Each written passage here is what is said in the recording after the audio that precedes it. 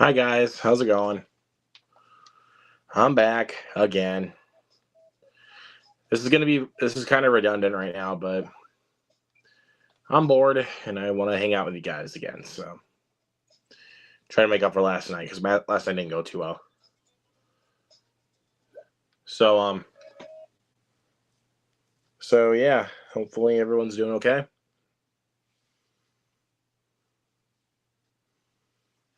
All right, I'm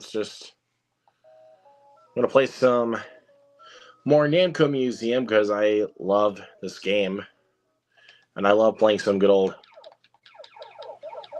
arcade games.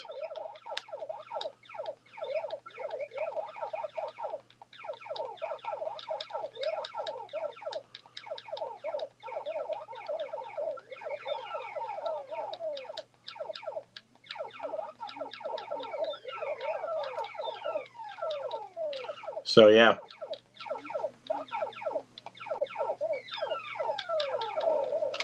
Dang it, I wasn't even paying attention. I got hit.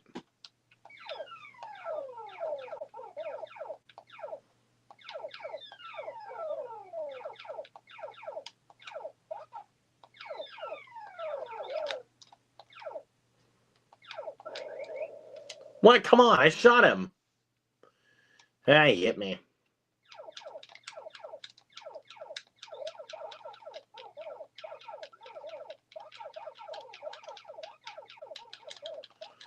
You gotta keep... Oh. Try again. Let's continue.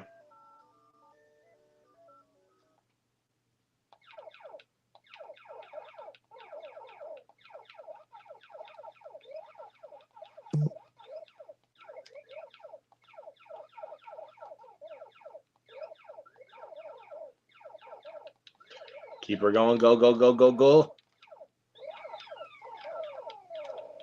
Dang it. Oh, I ran myself into that one. I'll admit it. I ran myself into it. Cinema Geek, how's it going? And I ran myself into that one too. Not gonna limit on you, Cinema Geek. I'm just trying to... I need to be more smart about it.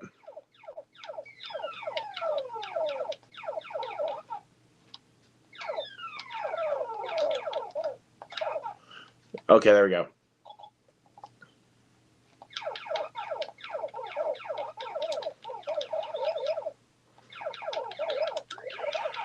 Again, I gotta be careful because they could drop lasers at any moment.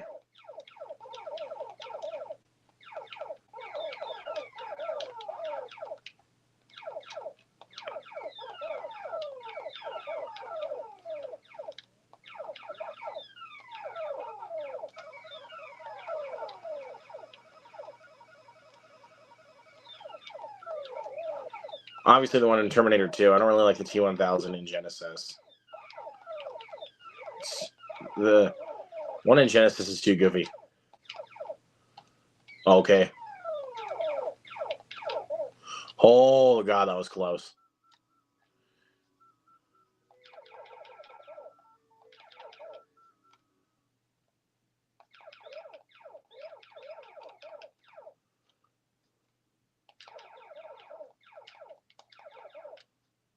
Okay.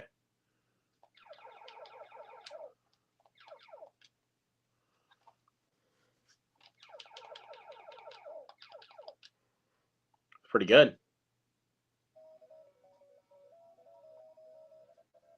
23? Okay, that's not bad.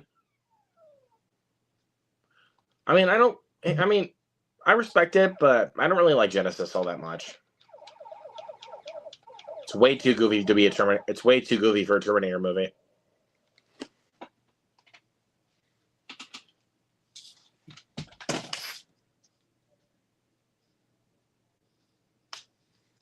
And I dropped my controller. That's great.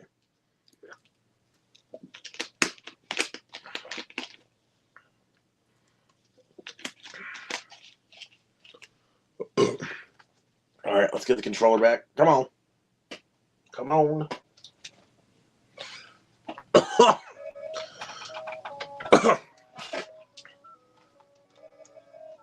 Let's try this again.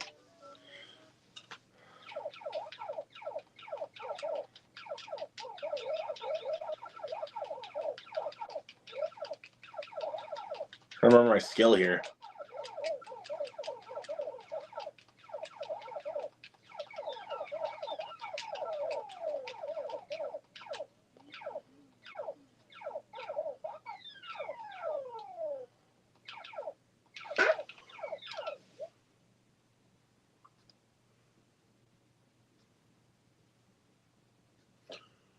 It sounded weird, but it is what it is, I guess.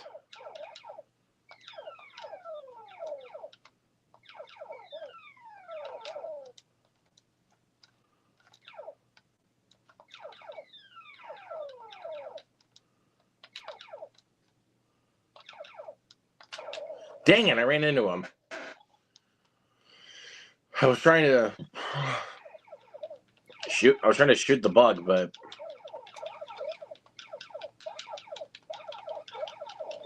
dang it, I got hit again. Whatever.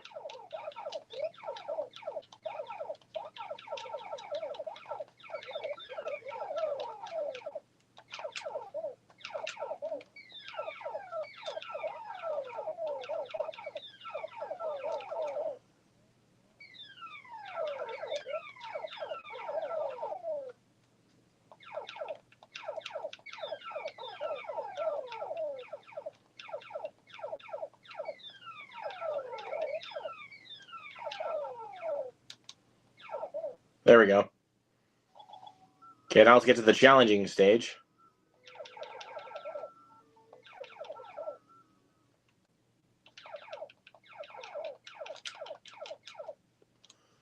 That was terrible.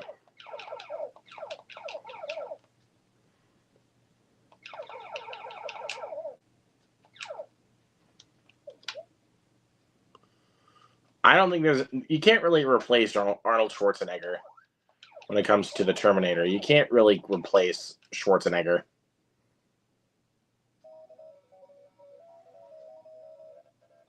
$21, wow. I know I can do better than that with the hits, but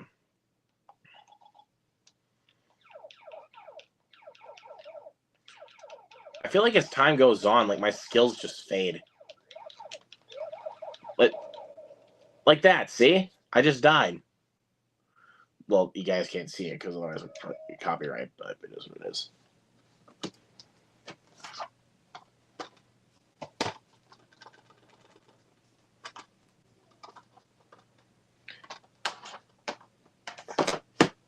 Okay, anyways, let's keep going here. So, yeah.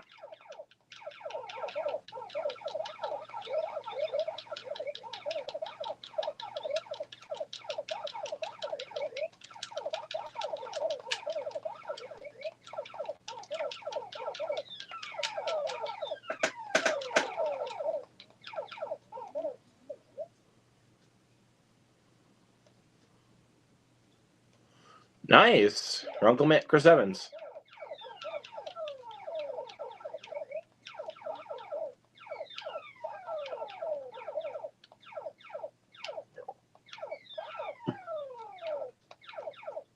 Come on. Oh, thank God, dude. I got him. Didn't even get hit.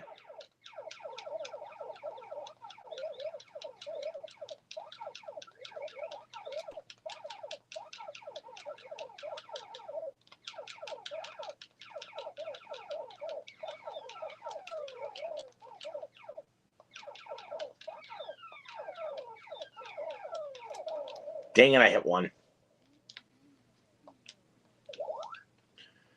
I mean, I kind of would too, but it's like, if I go to like a horror convention, then it's like, you know you're going to meet them. Wow, that one didn't even take much at all.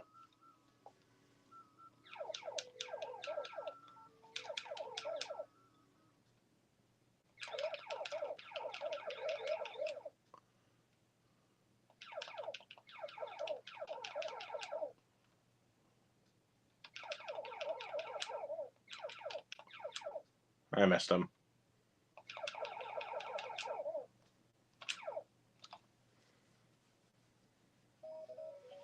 Did pretty good. 22. Come on. I know I could do better. Ah. I just know for sure I'm not going to be able to get the high score that I need. No matter how hard I keep trying. See? I died. Well, the guys heard that. Let's play Dig Dug.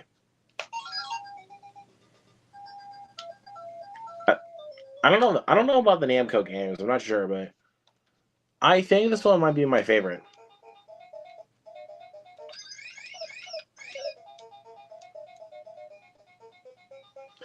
I love Pac-Man though, but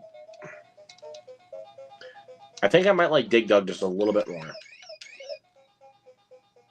I just love the concept of this game.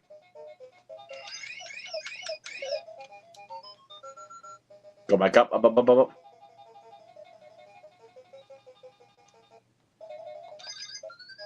And I made him run off. Run off. Jesus, I can't talk.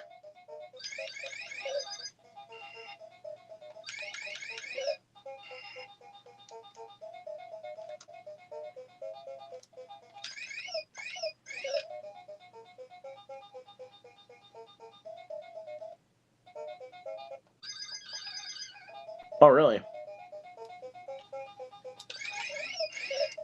Hello there, Jared.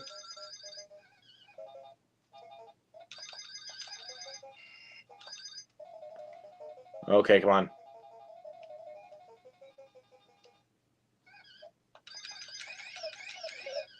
There we go, I won.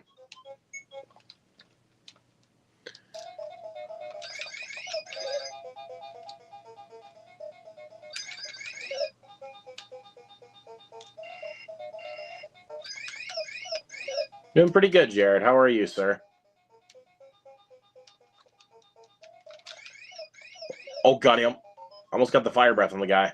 Or like a little creature.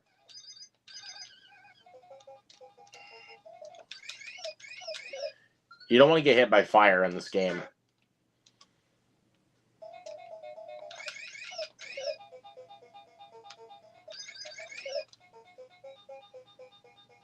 It's always good to hear, man. Go up, up, up, up.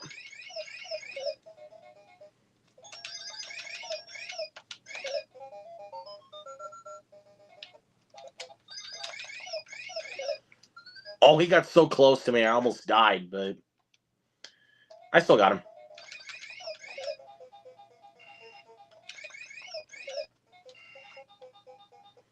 Sometimes if the creatures try to get close, if the creatures get too close to you before you get your pump out, yes, you heard me, a pump.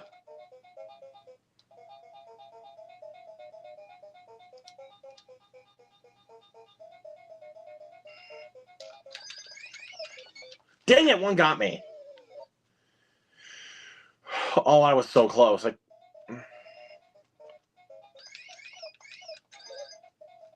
okay, got one. Where they?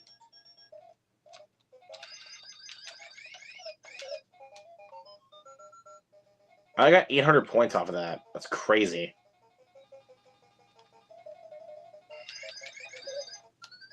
Oh, beat the high score. Now we're talking. Oh god, I keep forgetting that sometimes they'll just have two in the same position.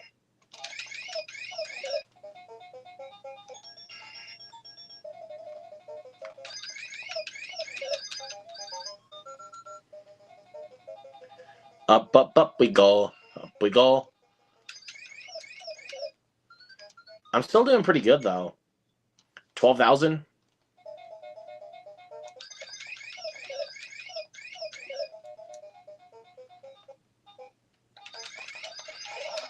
Oh, I got crushed. I got crushed by the rock. A rock, I should say. A rock. Not the rock, a rock. Oh god, I got lucky. And I win.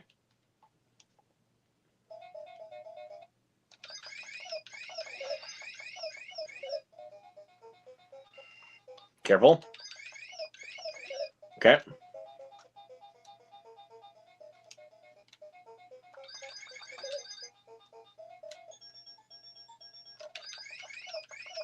Dang it!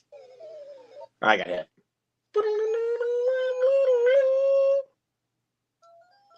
I did pretty good, though, for the record. 15,000 points. Let's play Pac-Man. I'm not the best at Pac-Man, but I try my damnedest to outsmart the ghosts, but that's something I'm not very good at.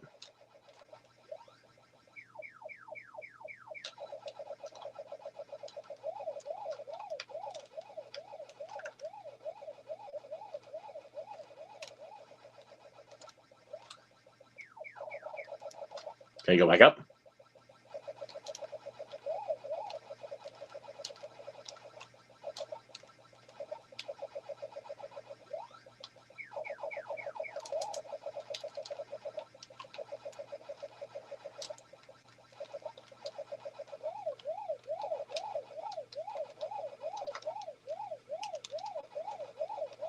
Yeah, buddy.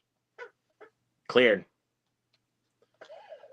I have seen both. I love True Lies. I like Last Action Hero. I don't love it like some people do, but it's certainly fun. But I do love True Lies, though. True Lies is one of my favorite Arnold flicks.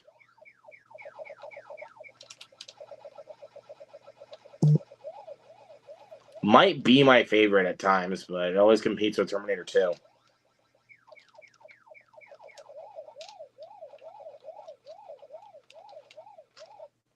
Dang it, I didn't have anywhere to go. Let's try that again.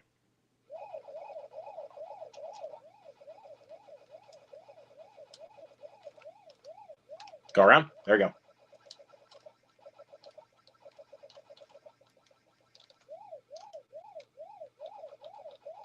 What? Come on! Yep, that's right. Yep, James Cameron.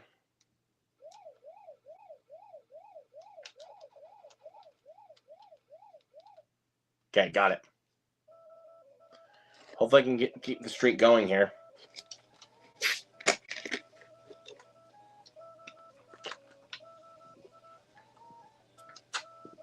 Without dying.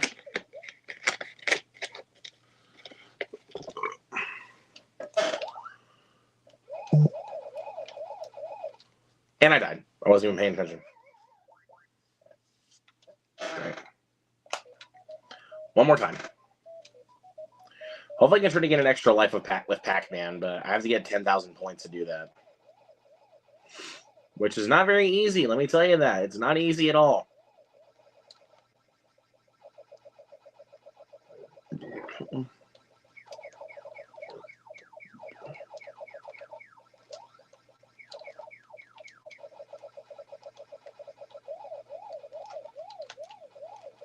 Ha! They're so stupid.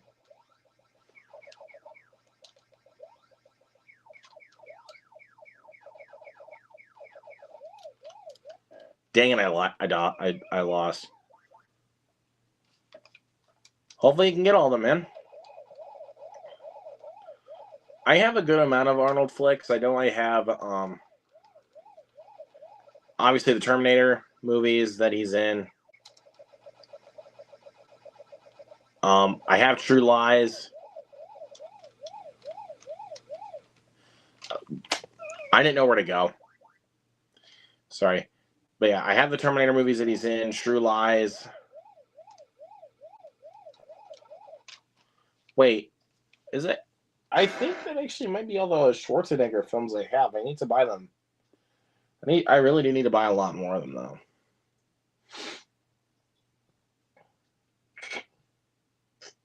Or besides Batman, or besides what is it? Batman and Robin. Yeah, besides Batman and Robin, but that doesn't count. There's like I need to buy Collateral Damage. I need to buy like Eraser.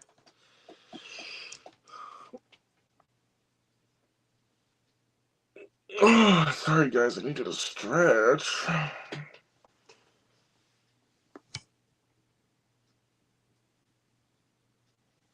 I do need to buy Commando, and I need to buy Last Action Hero. I will buy the last. I need to buy the Last Stand also with him and Johnny Knoxville. Oh, hold on. Uno momento.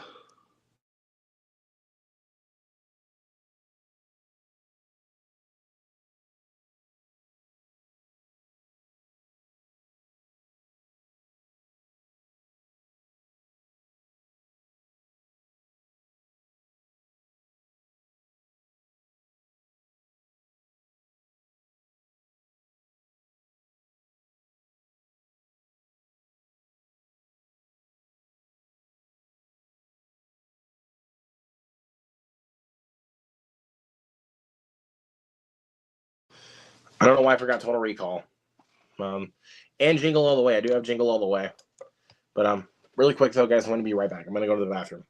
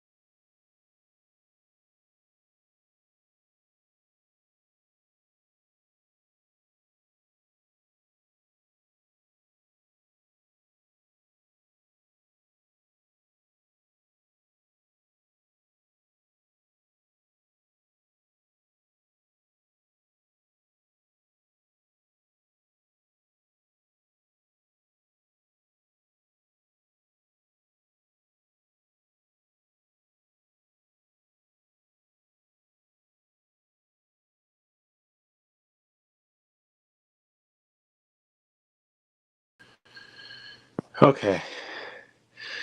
Sorry, guys. That was odd.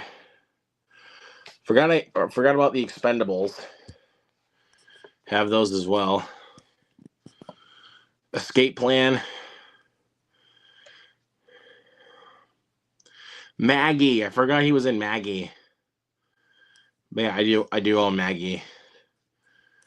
There's a lot more that I still have to get though. Predator. I forgot I own Predator.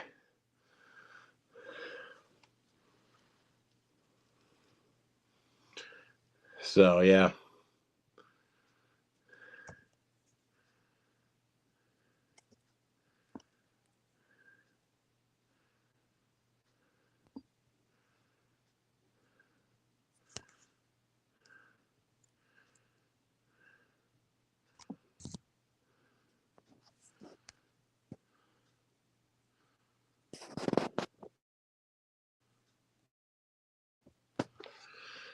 Okay, try that.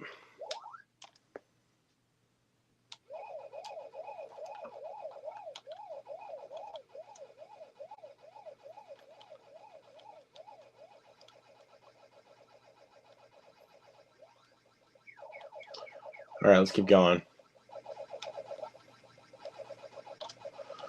I haven't seen Arnie's Conan movies. I've seen the one with Jason Momoa, and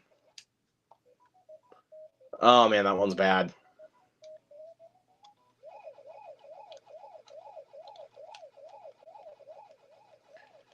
That one is really, really bad, but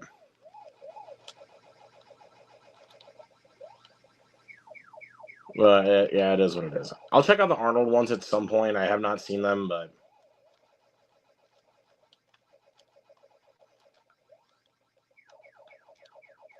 and it is what it is.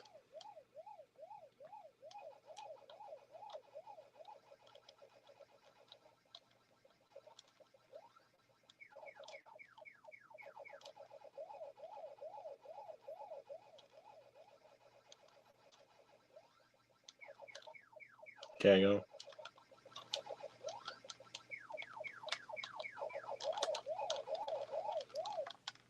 Crap! I hit Ghost.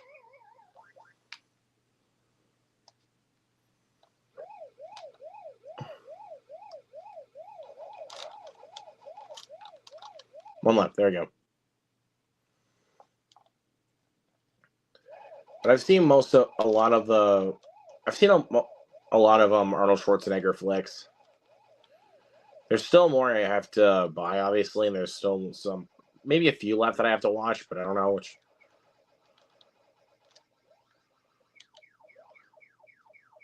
ones that my memory serves me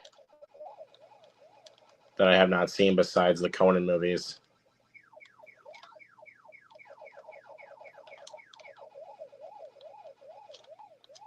Where do I go? Where do I go? I don't know where to go. Oh, there we go. Dang it. Got him. What's up, Judd? How's it going?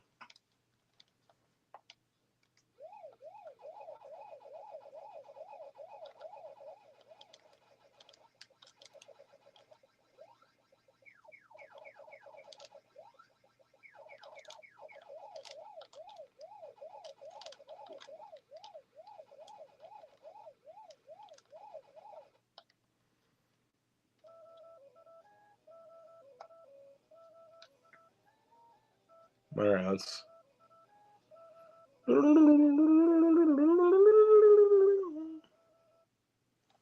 thought I still had another life left, but no. Apparently not.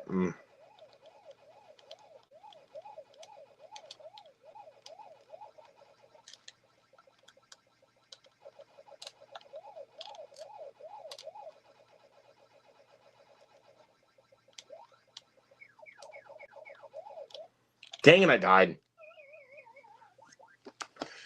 Had 180 points left to get the bonus.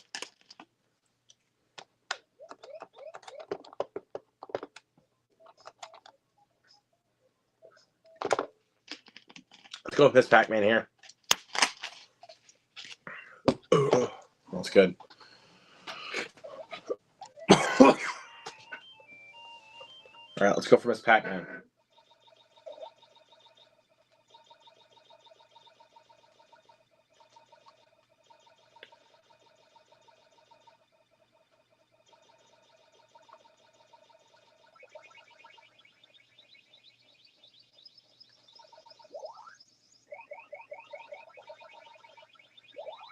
There we go.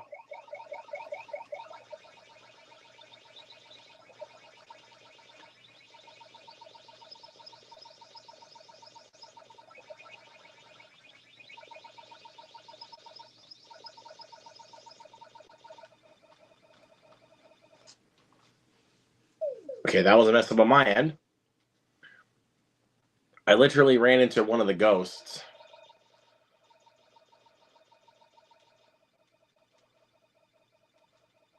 I honestly thought I didn't even have anywhere else to go, but that's just me being stupid.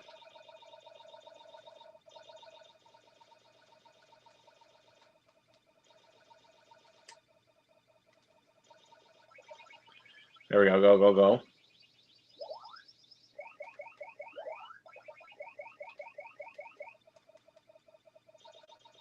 Dang it. Okay, at least I can still keep going.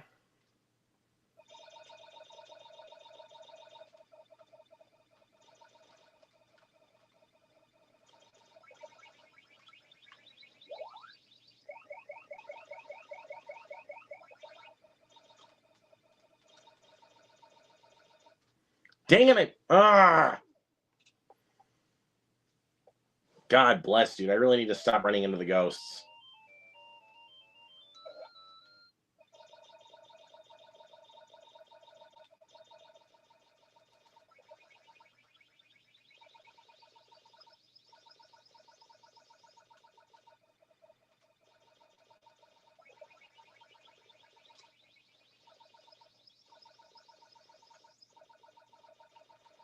Dang it. Oh, come on. I gotta stop running into the ghosts like that.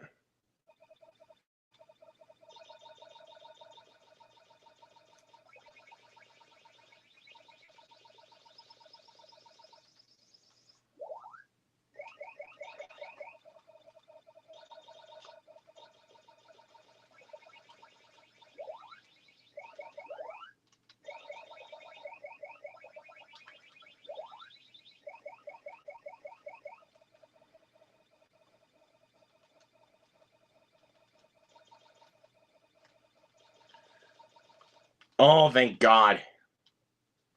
That was close.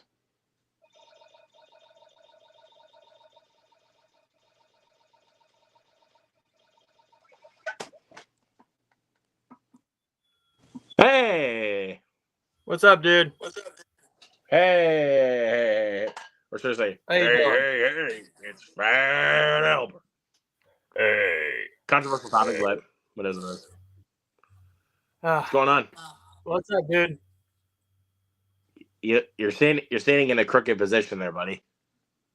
Yep. All right, now I am going through everything and trying to see what I need to watch first. That's basically about it. That's about it. That's just about it. Okay. Let's eat. But so what's going on, man? Nothing too crazy. Was playing a little Miss Pac-Man, trying to beat my high score. Sounds good. Or no, I'm trying to get to 10. At least trying to get to 10,000 points, so that way I can get an extra life.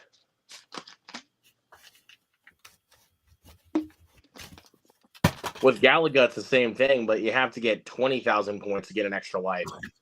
Oh, Jesus. Yeah, I can't do that for the life of me. I can get up to like 15,000 points, but not to 20,000 points. Pretty bad at that. Now, I am going through some of my DVDs and seeing what I can get rid of. Okay. I can get rid of that, no problem. Bye. Sayonara, bitch. Well, it's a film that I was sent by a studio. I reviewed it, I did my job, and now I'm never gonna watch this thing again. It's called Canal Street. Yeah, no thanks. I'm good. Yeah.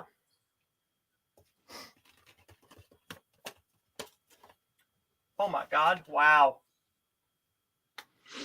I forgot there was another shelf back here behind this. There's another shelf. I forgot there was a whole nother row behind these. That whole other row there. Zoom in quick. This whole other row here, on top. All of these are on top of it. I forgot that. Holy shit balls! Okay, so now what I need to do is I just need to go back here and see if I can get rid of anything back here. Because I'm telling you what, I got the most random shit. I got some pretty random stuff, dude. Well, I mean, hell, I don't think anybody has this.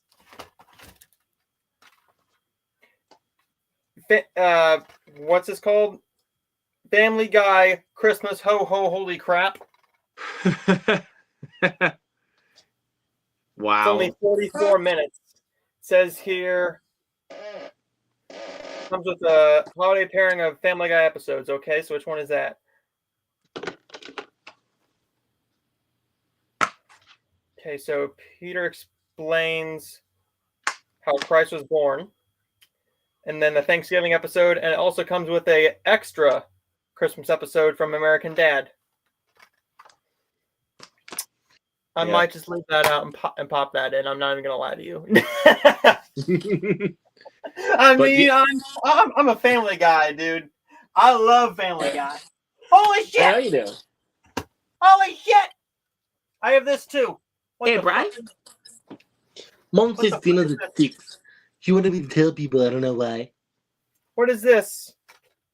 Partial terms of endearment. Hell is that? Oh, this is the abortion episode. Oh, Family Guy. Okay, it's Family Guy. Yeah. Yep. It's literally only a 23-minute episode. That's literally it. It's 23 minutes. It's pretty dope. I'm pretty sure I own that in a set somewhere. I was gonna say, do you see like a ton of physical media collectors around YouTube owning this right here? No. Well, I mean, I actually was sent this by our good buddy Steven. He sent this to me. And honestly, I'm not gonna lie, I just rewatched this last night for the 4th time. Yeah, I've seen Valentine 4 times. Well, this movie's kind of becoming my comfort food, honestly. It's becoming a comfort movie. I've seen Jack and Jill probably 8 times, so I mean, no judgment there.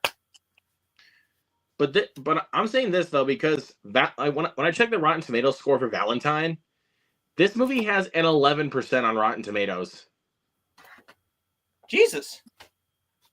I don't know why, honestly. This movie is honestly pretty underrated in my mind. It's not that bad. God. Oh fuck. Wait, Noah, you've seen Valentine? No, I have not. I might have to show. We should watch this one together soon. We should if it's on like a streaming site or something, because I know I don't own it. All right. Obviously, I'm not sending you. Obviously, I wouldn't send you mine though because mine has the slipcover. Yeah. And I love, dude. Look at that. Look at that artwork. Look at that. And that looks right up my alley because I'm a slasher guy, man. I love my stupid slashers. So I don't know how much I think this one's over $20 on Amazon, but I don't know. This won't count as the Christmas kit that we're doing for our Secret Santa. Yeah. Maybe I could send you a copy, and then we could watch this together. Yeah, that's completely up to you, man. That's completely up to you. Well, to be honest, I do want to watch this one with you. So, to be honest, I really want to watch this with you. And same thing with the Crow remake, since you've been putting that one off for a little bit. Yeah. Yep. I've been putting that one off for a good bit now. I kind of feel like that. I feel like I'm trying to remember. I think it's because if somebody in our group chat was going to be tending to give you a lot of shit. Oh, I really don't care. I mean, to me, if somebody doesn't really care for a movie, that's all fine and dandy. But I mean, and I'm kind of the one that's kind of been. I'm honestly kind of curious about your opinions. So that's the reason why I want to watch it with you, so that way I can get your reaction to it. Yeah, I can go to that one. I'll just say with the action sequences, you won't feel as nauseated with Monkey Man as you were with Monkey Man. So yeah, that was the only thing. That was the only thing with that film. I was just like, there's too much here. But I see where a lot of people love the movie, and that's awesome. That is awesome. I think it was I think the reason why it works for me is mainly because the film was on a very skimpy budget at the time that it was being filmed. So I'm willing to give that a pass. But sometimes, but with something like Red One, that's when I thought I was like, okay, there's way too much shaky cam. Now that's one with me where I was just kind of like, okay, this works for me, but also it's like a bread and butter thing. With The Rock, I'm a Rock guy. Right. I mean, that's your bread and butter. But for me, I was saying that because when a lot of the action sequences are actually pretty choppy. Yes, I'm not gonna lie, that film was a complete mess. The comedy worked more for me than, well, the action scene I did love is with the Krampus. That was a good fight. The Krampus flop. Yep, that was awesome. That was awesome. Interesting. My turn. I did really like the guy that played Krampus, though. I'll give you that. I like the guy that played Krampus. Oh my god! And I loved Chris Evans and I loved J.K. Simmons. Uh-huh. The rest of the performances are honestly nothing really to write home about. No, I mean the Rock isn't the best actor in the world. He's really not. The Rock is The Rock. Let me just say that. The Rock, he's The Rock. He's fine. He's not the best actor, and he knows he's not. He knows he's not, but he's still a bankable star. So, sort of. I thought Lucy Liu was okay in it. I mean, she didn't really have much to offer. No, she was in it for a little bit, but she wasn't the best. I mean, she was decent, but I mean, she was barely in it. Barely in it. I don't know. I mean, I will say I didn't like Red One, but I would say it's at least watchable. Like, it's a watchable bad movie. Yeah. Like, I mean, if I need something as if I want just something as background noise sometime down the line, if I'm just peek up at certain points, I just don't care what I'm watching. You're like, oh, it's Red One. Okay, cool. Yeah. It's definitely not one of those films I'm going to be popping on constantly. No. There's no way I'm popping that on constantly. Not as much as Heretic. Or no, I still have yet to see that one. Or hell, even I'm trying to think of a good one. Terrifier 3. Yeah. I will pop that one on a zillion more times. And I'm not even bored by Terrifier 3, if I watch it so many times. I'm trying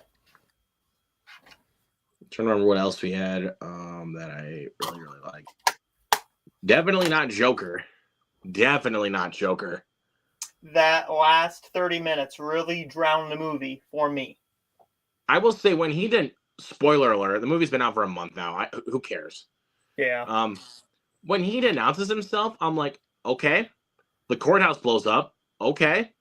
Not bad. The scene when Harley or Lee dumps him. Okay. I was thinking the film was starting to pick up a little bit of traction by the end. That's what I thought the film was actually starting to pick up, but then once the actual ending happens, that's when it just destroyed itself. For me, it was right when he said that there is no Joker. That's when I was like, oh, okay. So you just kind of threw away both films. That ruined it for me, just because there was never a Joker, and he just said it was all him, and that just completely screwed everything I loved about that first one, because we saw him turning into that Joker, but then he completely throws it all away, and I'm like, well, well, I think he only did that because he didn't really have because I kind of felt like with what he was talking about and how he was kind of talking about some of the stuff that he did was basically kind of implying that either side of him would be guilty.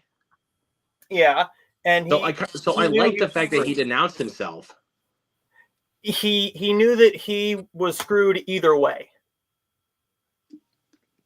He was going to That's prison. why I was saying that. So that's why I think it was so that's why I don't think it was a bad idea that he did that. Like, just scrap the whole thing, because, like you said, he's screwed either way. And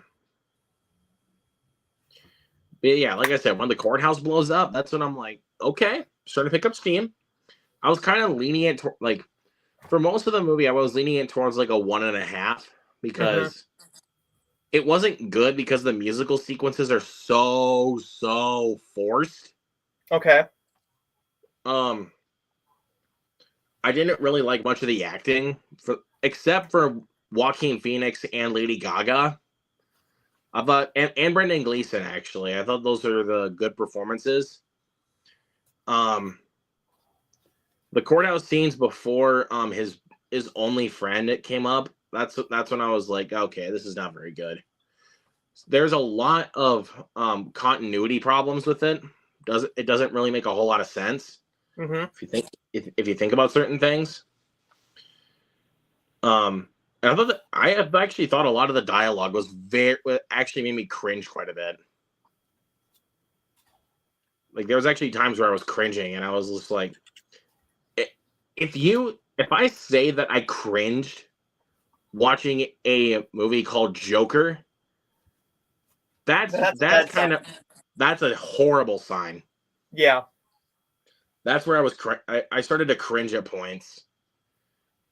And I will say the cinematography is beautiful. Let me say that. I think that's the best aspect about the film, is the technicals. The cinematography and the production design. That's the best thing about the movie. There was nothing else even good about it. And once it came to the courthouse blowing up, that's kind of when I was thinking, okay, this isn't good, but I would say this is like a low 2 stars. That's kind of where I was thinking the film was picking up a little bit of steam. Yeah. But once the ending happens, I'm not even gonna bother spoiling the ending. I mean, it's been talked about ad nauseum. I'm just not even gonna bother. But once the actual ending happens, it dropped a whole star down. That is how bad that ending is.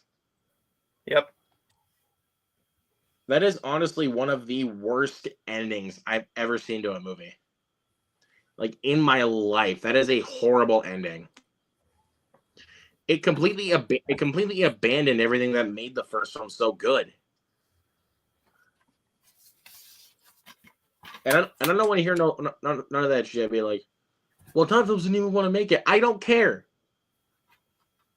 I don't want to hear that. He still wrote it. He still wrote it and directed it. I don't care if he didn't want to make it. Exactly.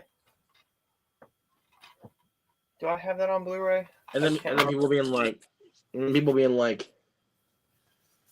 I love that Todd Phillips basically just said fuck you to his audience. Basically, if a director gives you the middle finger, basically when he makes a movie, that's disrespect. Yeah, it is. That's why I hated it so much, because I felt like with some scenes in the court case, especially with that mental doctor, I think it's what you would call it, was basically thinking that Arthur was faking it, like, for his mental cases. I'm like, okay, that draws the line. Yeah. That's just offensive. Okay, let me move this. Because I gotta. Like, honestly, because I felt like at that point they were just exploiting mental health and just making people stupid for it. And that's nothing to joke about. No, especially for someone like me. There we go. Like I said, That's Noah, better. especially for someone like me, it's nothing to joke about. Nope. That's better. And I've been treated terribly with, and sometimes because of my mental health cases, I've been treated terribly. Yeah, I mean, hey, some people just don't care, and I'm like, well, then fuck you. Yep. Basically, best way to put it.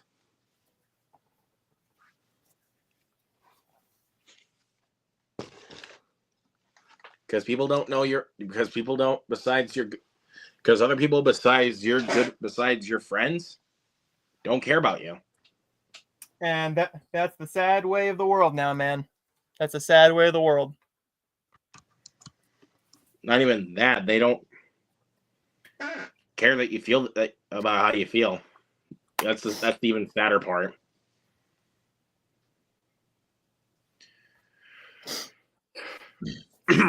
But on to lighter notes. Yeah, I just wanted to get that little rant out of the way because Jesus H Christ, that film was terrible. Like it got worse for me every time I thought about it. I haven't even really thought about it since I watched it.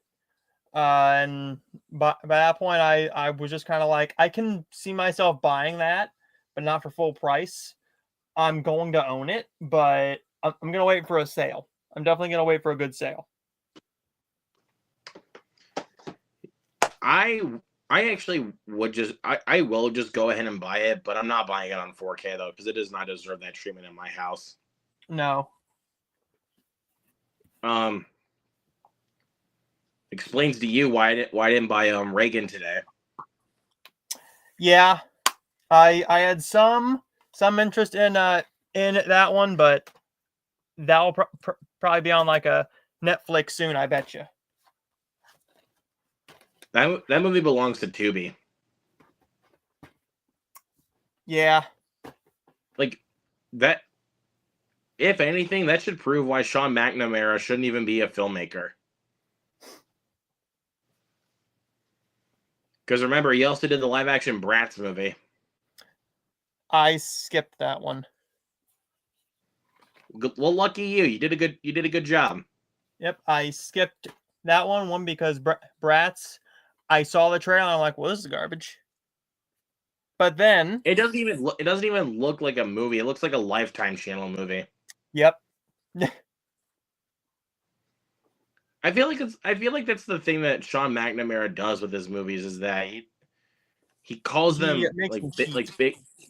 He makes movies, but they look like Lifetime Channel pieces of shit. Yeah. That's what Reagan came across as. They just came across as a Lifetime movie that you would just find on TV.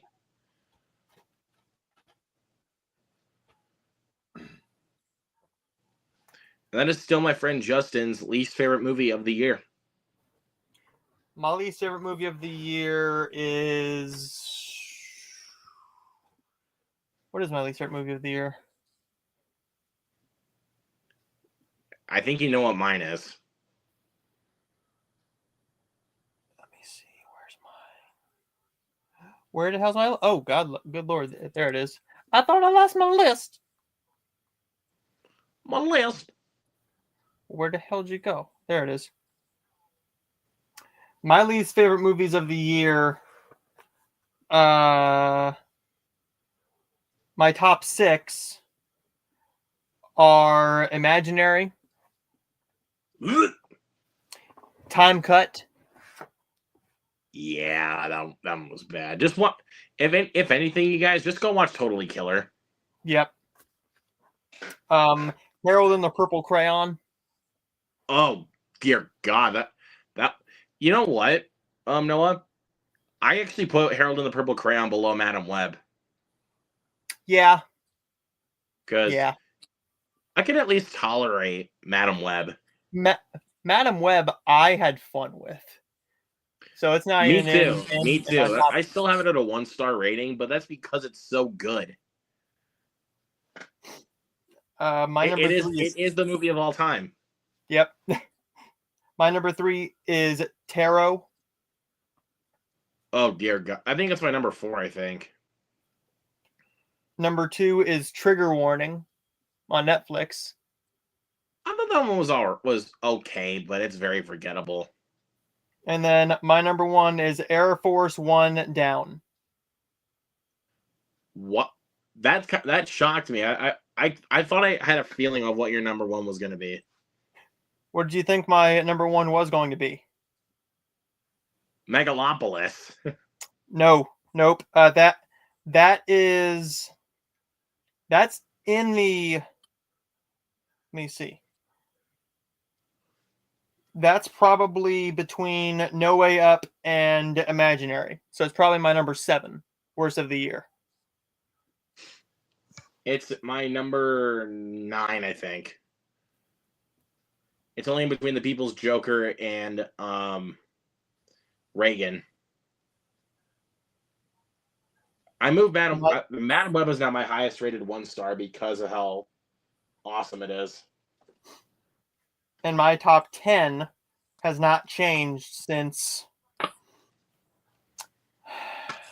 It hasn't changed in a while. But I have a feeling Wicked is going to take it. Wicked is going to break that streak, I guarantee you. But right now, my number 10 is. Do some quick math here. Well, let me do my top 17 then. All right. My top 7. Oh, hey, I got a few of them. Holy shit. We're doing that make you happy, horny, healthy, wealthy, and wise.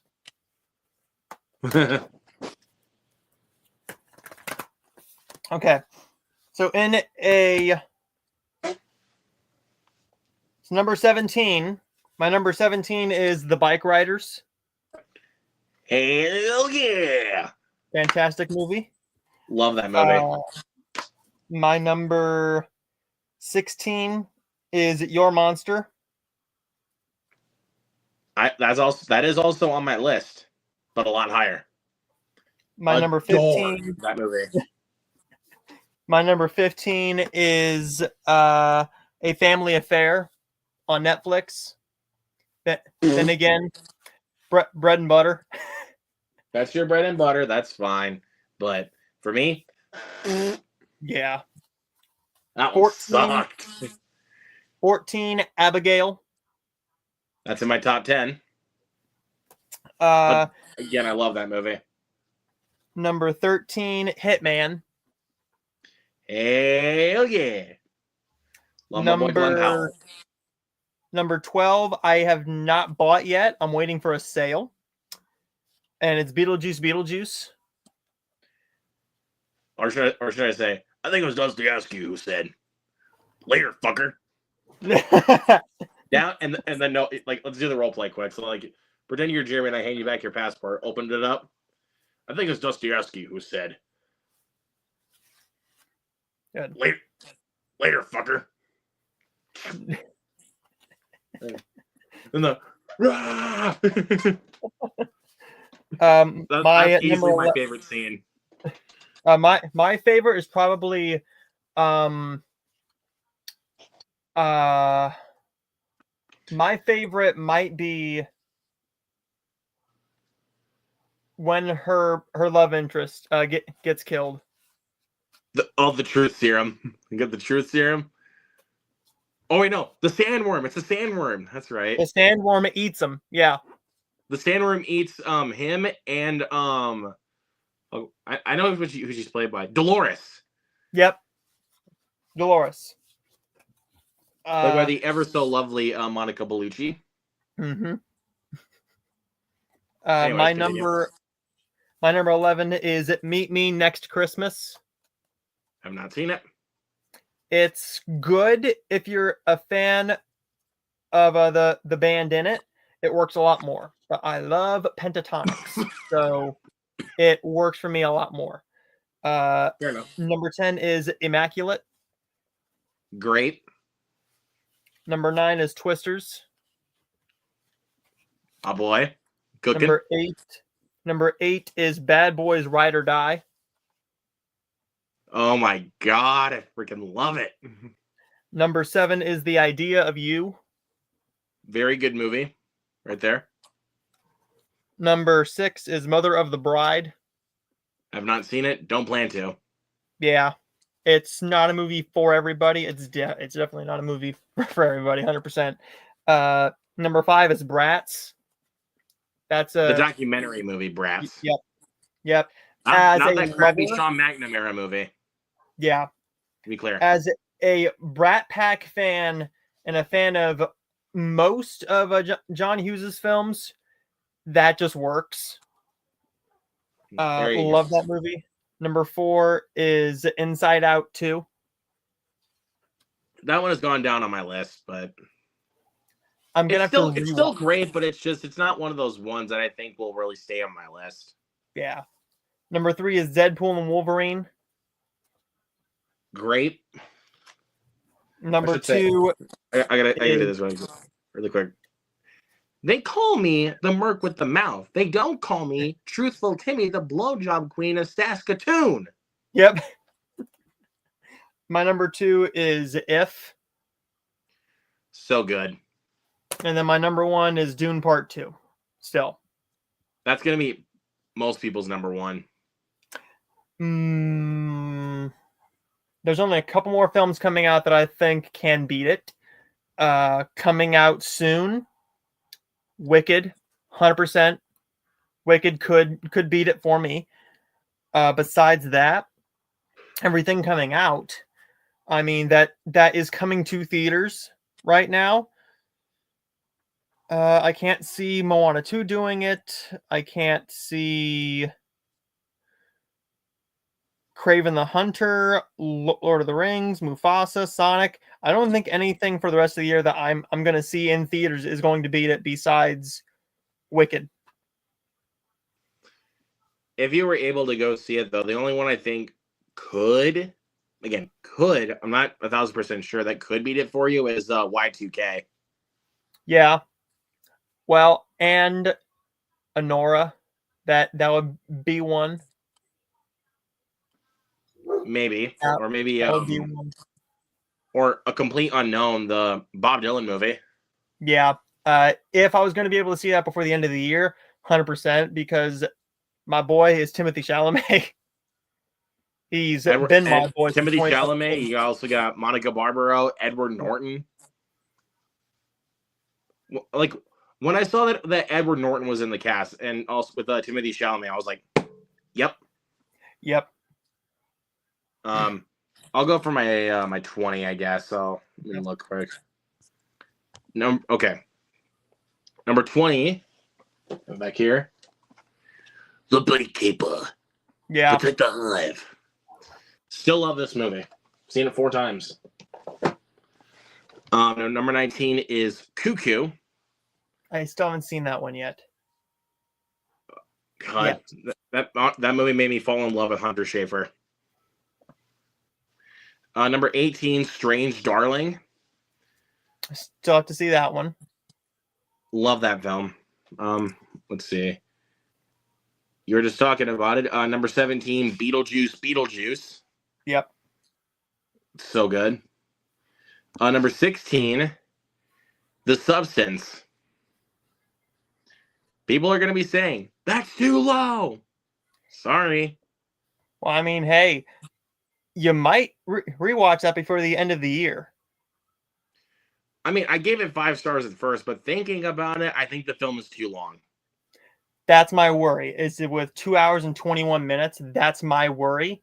Is when I watch it, when I don't eat.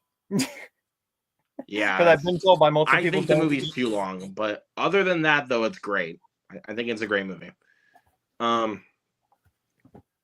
15 is Lisa Frankenstein. Okay.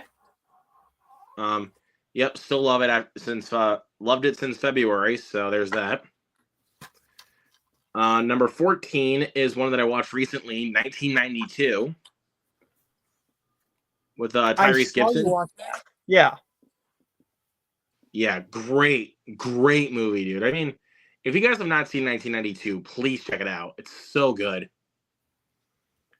And how they portray those events that apparently happened after the Rodney King verdict, they don't Hollywoodize it. They treat it like it's real events.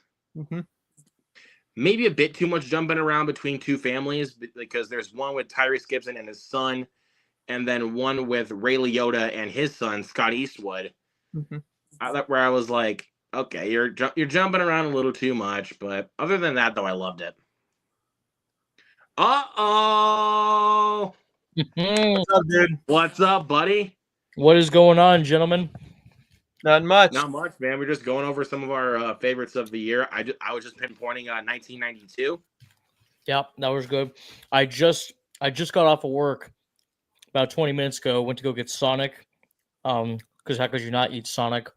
And I was listening to your guys' conversation about Joker, and I agreed. It was a $200 million fuck you that Todd Phillips just I just thought it was just complete disrespect to your audience. So yeah. At least to me. I know some people love it. Good for you. I don't. Anyways, let's keep going. So that was number 14. Number 13, I have Alien Romulus. Okay. Good Paid off for sure. So good. Number 12 is Civil War. Good. Still one of the. That movie has not left me, dude. It still haunts me to this day. I blocked that movie out. Especially the scene with Jesse Plemons. You don't say. You don't say. I love how Alex Garland used a lot of the gunshot noises as jump scares, because like in action movies, gunshots are like just very exciting, but the way Alex Garland uses it, because Civil War for the most part is always silent, to the point where right when you hear a gunshot, it literally, especially when I saw that movie in IMAX, oh my god, it like blows out the speaker. It just goes like boom. Yeah, it's great scary. movie. It's loud. Great movie. I blocked that one out for a reason, but Luke knows why. Yeah, I know why. The ending is still kind of half and half for me. I do kind of find it weird how that specific, let's just call him great value Pedro Pascal. That's what I'll call him, to make a very weird character shift out of nowhere. That's just me though. Mm-hmm. That is what it is, yeah. Number 11 was one of my number ones for a while, but lots of films came out and it's overtaking. I saw the TV Glow. I still haven't seen it. I've heard it's really good though. Very mixed. It's very mixed. You're either going to love it. There's 4 different things. You're either going to love it, you're going to love it and think about it, and the more you think about it, you're either going to love it more or you're going to dislike it more. Okay. You're either going to think it's good but not great, or you're just going to think, what the fuck is going on? I think I'm too stupid to understand it. And yeah, there's definitely people like that. Is it a horror movie? 3. Is it a horror movie, or what would it really be considered? I think it's kind of more. It does have horror elements in it, but it's kind of like how do I say this? A fantasy, trippy, psychological thriller, in a way. There. I think it's basically what I like to call it if Videodrome was more tame. is how I like to think about it. It's if Videodrome was more tame. Videodrome is great, by the way. Videodrome is one of my all-time favorites, so gotta love James Woods. And those practical effects, dude, they still hold up. Mm-hmm. I think very rarely, I mean, I haven't seen all of his movies. I don't think David Cronenberg has truly made a god-awful movie. That's just me, though. But he's definitely had some, like, misses here and there. But for the most part, he's definitely one of the most consistent directors, in my opinion. The only one I thought that was actually really terrible was his newest film, Crimes of the Future. I was not a fan of that film at all. Which is funny because he did a movie back in the day called Crimes of the Future, but it was a completely unrelated film. It just shares the title. It's not the same story, not the same characters, like nothing. Just shares the same title. I'm like, that's really confusing. Yeah, so. I love History of Violence. It just wasn't for me. But, right. Which is weird to say, though, because I love David Cronenberg, but just what they were going for? No bueno. I do love History of Violence with Viggo Mortensen. Oh my god, yes. That's Love a good it, one. dude. Yeah, anyways, let's continue. Number 10 for me is Deadpool and Wolverine. Good one. Saw that one 3 times in the theater, and Clearly, I love the movie. I mean, hell, clearly, he's wearing the Deadpool shirt right there. Yeah. and my hat a little bit. I mean, come on. There you I go. see I see the mask in the background too. That's a really good movie replica looking mask. Oh well, this is actually a popcorn bucket. Oh, I thought it was a mask. Nope. It looked close to one, but anyways. Fuck you. Okay. Anyways, my number 9 is. I'll kind of give you guys a hint to guess this one. Oh yeah, Smile too. Yep. So I gotta watch it. Oh boy, that was an interesting experience for me. Number 8, probably the best documentary I've ever seen, Superman: The Christopher Reeve Story. I've heard that's good. So heartbreaking. Man tears. I'll Yeah. tell you that. Got a bunch of man tears. Number 7, I'm wearing the shirt of it right now. Abigail. Abigail was good. Good time. Number 6, this was another one of my number ones for a little bit. Monkey Man. I did really like Monkey Man a lot. I did a lot. I think that's the movie I've seen the most this year now. I've seen that one 5 times. Monkey Man was good. I mean, there were definitely aspects of Monkey Man that I wish would have been touched upon a little bit more. But other than that, I think Dev Patel, for his directorial debut, he directed the fuck out of that movie. Yes. My number 5. Noah was talking about this one a little bit ago. Your Monster. Yep. Oh yeah, with Melissa Barrera, right? Yep. Yep. I heard it was good. She had another movie come out last year that a lot of people slept on. Oh God, what was that thing called? Or wasn't that 2 years ago that you're meaning? Let me see. I'm gonna look here. Because I think I might know what you're talking about. It might have came out last year here, but it opened overseas in 2022.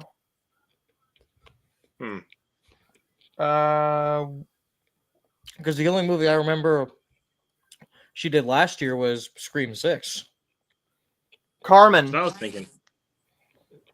Which one? Carmen. Carmen. I didn't see Carmen. It's her and Paul Mescal. Fantastic movie. Fantastic. I don't even think I've heard of that. I might have to check that out. 2 Michaels, 1 Luke, and a Noah. 2 Michaels. Let's do this. There you go. So, how's it going, Michael? What's up? I'm doing good. Doing good. Good. Just watching the stream here, watching NXT. Multitasking at its finest. NXT. I'm going to Monday. I'm going to Monday Night Raw next week in Phoenix. Nice. That'll be fun. Yeah, honestly, man. Fun. I mean, I haven't watched WWE in such a long time. I don't even really know a lot of the new wrestlers. The only new one I know that I like is Cody Rhodes, but that's about it. Me and Noah can vouch. Me and Noah can vouch for you that the WWE product has gotten a little bit better. Okay. Oh, good, little bit better. Bullshit. A little bit. A dog food match. Dog food being poured on somebody 2 years ago. To people crying in the stands when Cody won the championship. I mean, I know this is a very cliche thing to say, but I miss the Attitude Era. Yeah. We're going back there. That was my era. I like to see that R-Truth is still doing it, even though he's close to being in his 50s. Yeah. What's up? You can get with this, or you can get with that. What's up? Brings back so many memories. That's great. Except for Chris Benoit. We'll Yeah. we'll talk about that in a different video, gentlemen. Yeah. Yeah, well, that's another subject for another time. That's where we need our alcohol and Our booze. tissues, and that's about it. I mean, hell, just for that one night, I'll go down to my fridge and I'll pop out a can of margarita. I'll just. I mean, I have a pack of I have a pack of canned margaritas down in my fridge. Oh, really? So, I do. Save that for the perfect time. There you go. Yeah, that's what I'm gonna do. I mean, if we do like a bad movie watch along, like a bad movie night, like something that's so bad it's good, that's when I'm gonna pop out the alcohol. Troll 2. I got the perfect movie. What that is we're it? gonna do for a bad movie night. I gotta find it, but I know it's here. Where the fuck are you? Troll 2. Oh, Kazam with Shaq. It's worse than that. What? Where the hell is it? There. Kazam with Shaq. Oh, Kazam. Oh, fuck no. Don't you mean That's Shaq's a movie. or Shaq's rap album? I'll admit that film is a guilty pleasure for me. Of course it is. We all have those kinds of movies, like movies that we know are terrible, but it's like, oh, it's like we can still watch them. There you go, Uncle Peckerhead. What? I have never heard of that. I've never even heard of that. Seen that. Uncle Peckerhead, Bubba the Redneck Werewolf, The Velocipaster, Carousel. I got tons of So Bad's Good movies, but man, this one, it's all about this guy who, after a certain time at night, becomes a flesh-eating zombie. And he's basically he's the tour driver for this little band. And they don't give him an actual name. And when they meet him, he says, "My name is Uncle Peckerhead, and you will call me as such." So they call him Uncle Peckerhead, and if they call him Uncle or just Peckerhead, he gets pissed off. And they just have to be okay with him eating people. I mean, it's Jesus. It's 97 minutes. Oh, thank God it's not an hour and 46 minutes. It's awful. And the Velocipaster is 80 minutes. And when I tell you they use that raptor in the stupidest way ever, it's the most low-budget movie I've ever seen. There's no CGI. They use that inflatable raptor suit with the flailing arms as the raptor running across the screen eating people. And it's the greatest thing I've ever seen. And I was sent it. How about that film must have been made for like $500. Well, you know what? October has already passed. So if we ever do a bad movie night for October time, I got the perfect one. I mean, there's so many, but it's a little movie called Drive Through. You guys ever heard of it? No. Nope. Drive Through. I think Is the whole movie of them going, hello, may I take your order? A couple times, but it's actually about a serial killer who dresses up as a fast food mascot, and his mouth is actually like a speaker, and he'll shove like frozen fries in people's eyes and goes, would you like some salt with those fries? It's just oh my. What? Why does that, like, when he said the mascot though, Michael, you got me thinking of that little donut mascot from Sex Drive. Like, I love Sex Drive. Oh God, that movie is hilarious. Like, why do you gotta work the mouth when you talk to me? Sorry, it's a habit. Or, hey, come on, get in the car, man. I'm just messing with you. Get in the car. I love this part. Fuckstick, I wouldn't let you drive the Judge if it was parked on my schnutz. Or how about this? Since we got December coming up, have you guys ever seen Jack Frost? Not Michael Keaton Jack Frost. Oh, the horror. Oh, the Killer Snowman Jack Frost. No. Yeah, with Shannon Elizabeth. No, I only saw the Michael Keaton one, which I love.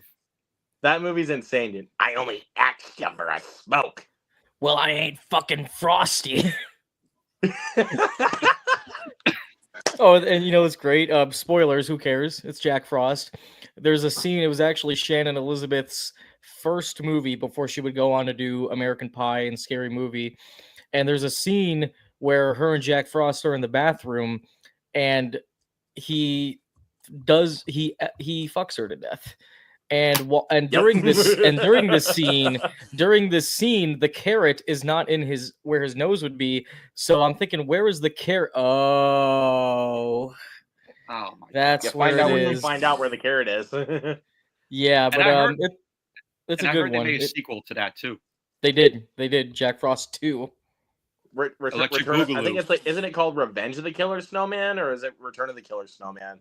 I don't remember what it is. I haven't seen this. I've only seen a couple clips from the second one, but the first Jack Frost movie it's great. It's honestly yeah. Because now that you got me thinking of some so bad it's good movies.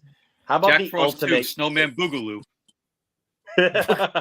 Which one is it, Luke? One of the ultimate? How about one of the ultimate so bad it's good movies? I can't talk too long. I gotta poo. The Fanatic. Oh, yeah. The Fanatic. Yes. I love the Fanatic. I am tempted to watch that film. It is hilarious. Poppycock. Poppycock. Welcome to Olive. I love this part though. You're blocked. You're blocked off my social media. I love how Chris Stugman described this one scene in The Fanatic in his review. It's like Travolta's lying on the floor with fake blood. He wanted Hunter to think that he killed himself right in front of him. And he gets up and he's like, I told you I'm a great actor. I fooled Hunter Dunbar. You're out of your mind. Dude, there's literally a scene. He dresses up like Jason Voorhees and pretends to kill Hunter. Yeah. Or I love. Does anybody own that movie? Yes. And hey, if you want to watch it, full movies on YouTube. Hold on. The full movie's on YouTube. I have to own that soon, dude. I love The Fanatic. Wait, if I could play like a little scene, Luke, I could. I'll just play this little scene and then I'll just end it here. The best. This is the only scene that I saw from the film, and it's just absolutely hilarious. Love this movie. Well, guys, how about just tell us that? Because I don't want to get copyrighted. Yeah. Yeah, that's right here. Oh, is it this? Oh, it's I know what it is. It's just, I was Freddy Krueger. What come and jump off your head and roll in the street? No, the best. Or how about no, don't read it. Don't read it. Oh my gosh, that's a nosebleed. And then the maid whacks him with a pool noodle. He headbutts her, which causes her to hit the fountain with the back of her head, and then she just dies. Hey, your movie's amazing, and you're going to be amazing in it. Thank you. I like your shirt. It's the only one in the world. I was. And here's the funniest part about this, though. Here's the funniest part about the movie. It's when Hunter tries to go all jigsaw on Moose. He shoots holes near his ears with a shotgun. He stabs him in the eye, and you're thinking to yourself, where is this coming from? And by the time he's like, whoa, I don't want to kill this guy, he just opens the door and then just pushes him out of the door. Yeah, it's one thing to defend yourself, but he was literally going all freaking jigsaw, he like was you going said. Too far, dude. I'm sorry. He was going way too far. And then he just accepts going to prison. And then he's like, yeah, without telling the police I know that you don't have an eye anymore, and I shot off your fingers, but you could just go on with your day. Shot off your finger. And also the fact that he gets arrested, doesn't tell the police that there's a stalker. Obviously, Moose is posting pictures of him doing that to Hunter, and Hunter's just like, yeah, I'm just gonna go to prison, even though I have all the proof that a stalker was in my house and kidnapped me. I'm just not going to say anything to the police. Yeah, I think it's because the reason why that he's been so he would have a lot of evidence that would make Moose go to jail. Okay, yeah. I watched. To be fair though, the fact that Moose was posting all of that shit on social media, that it would have been the fact that if you went to court, you would have had a lot of evidence. Oh my God. I just read this quote on the back of the Blu-ray. I've had this for a few years. I've never even seen this. It's from the one of the greatest critics ever, Richard Roper. Oh yeah. He goes, effectively chilling work by John Travolta in the tradition of stalker/fans in movies like Misery and the King of Comedy. Jesus Christ. Jeez. Richard is can kind of troll sometimes, so I guarantee he probably just did that as a troll. But they said, you know That's what, a it doesn't troll matter. quote, definitely.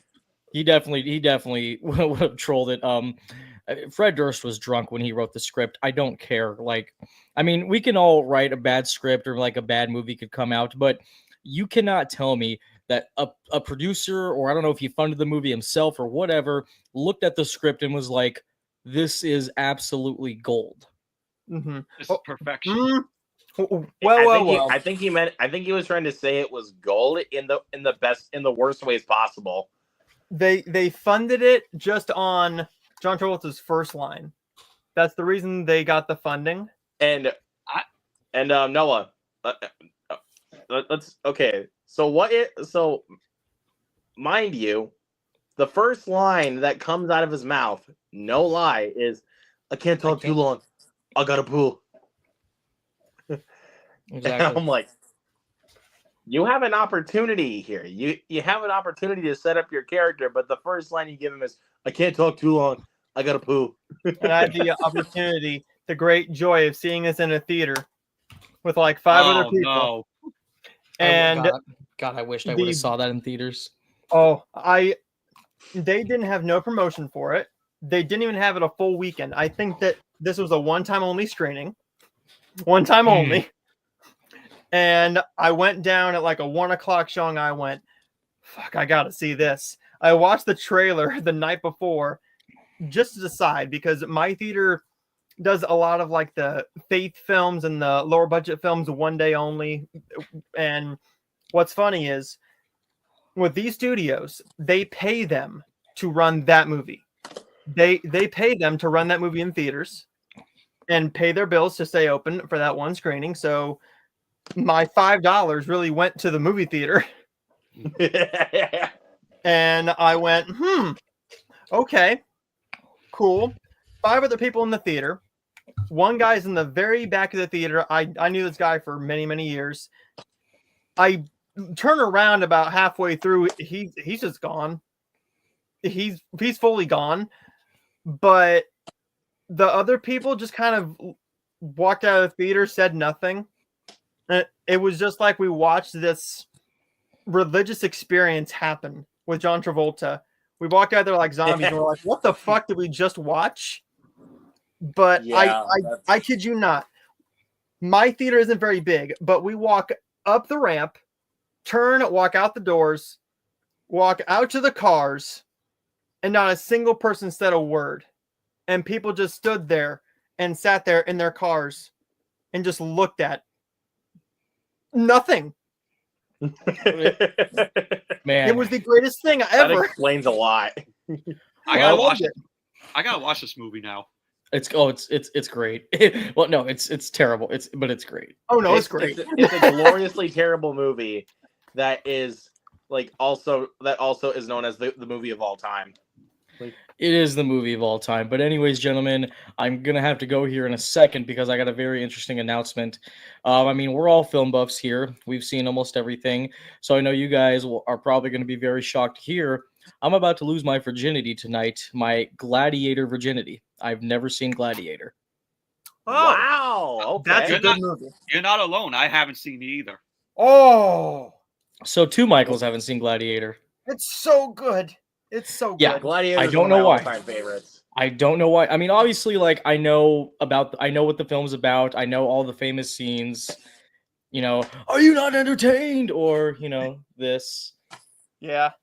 I love that so much. I know exactly what the movie is. I know what happens at the end. Like that's how when a movie is really popular, the way you know that is if somebody has never seen the movie, but yet they know everything about the film. Yeah. That's how popular Gladiator is. I don't know anything about the film. Well, guys, I really do have to go now, but it was always fun, gentlemen. So you know what? See ya. But yeah, Well, it's insane how much a lot of people were going like, Michael, how is it that you talk about movies 24/7? You've never seen Gladiator? I'm like, that's a good question. I don't know, but I'm about to go finish these fries, take a shower, watch Gladiator. Mike, What's are up? you seeing Wicked this week? I am. I'm actually too. gonna. I'm going Friday. I'm filming. I'm filming Friday for a film that I'm working on right now, and then I got my mom's birthday dinner. But right after that, I'm gonna go. I might actually go see Wicked either Sunday. Probably. I want to say I'll probably see Wicked Sunday, and then I'll see Gladiator Friday. I've heard a lot of great things about Wicked. Same. It has like a 90. It has a 95% on Rotten Tomatoes. Gonna get my money on Friday. I'm sure you guys are probably the same. Have you ever like looked at a movie and like sometimes you can kind of predict what the score might be or what it might be close to?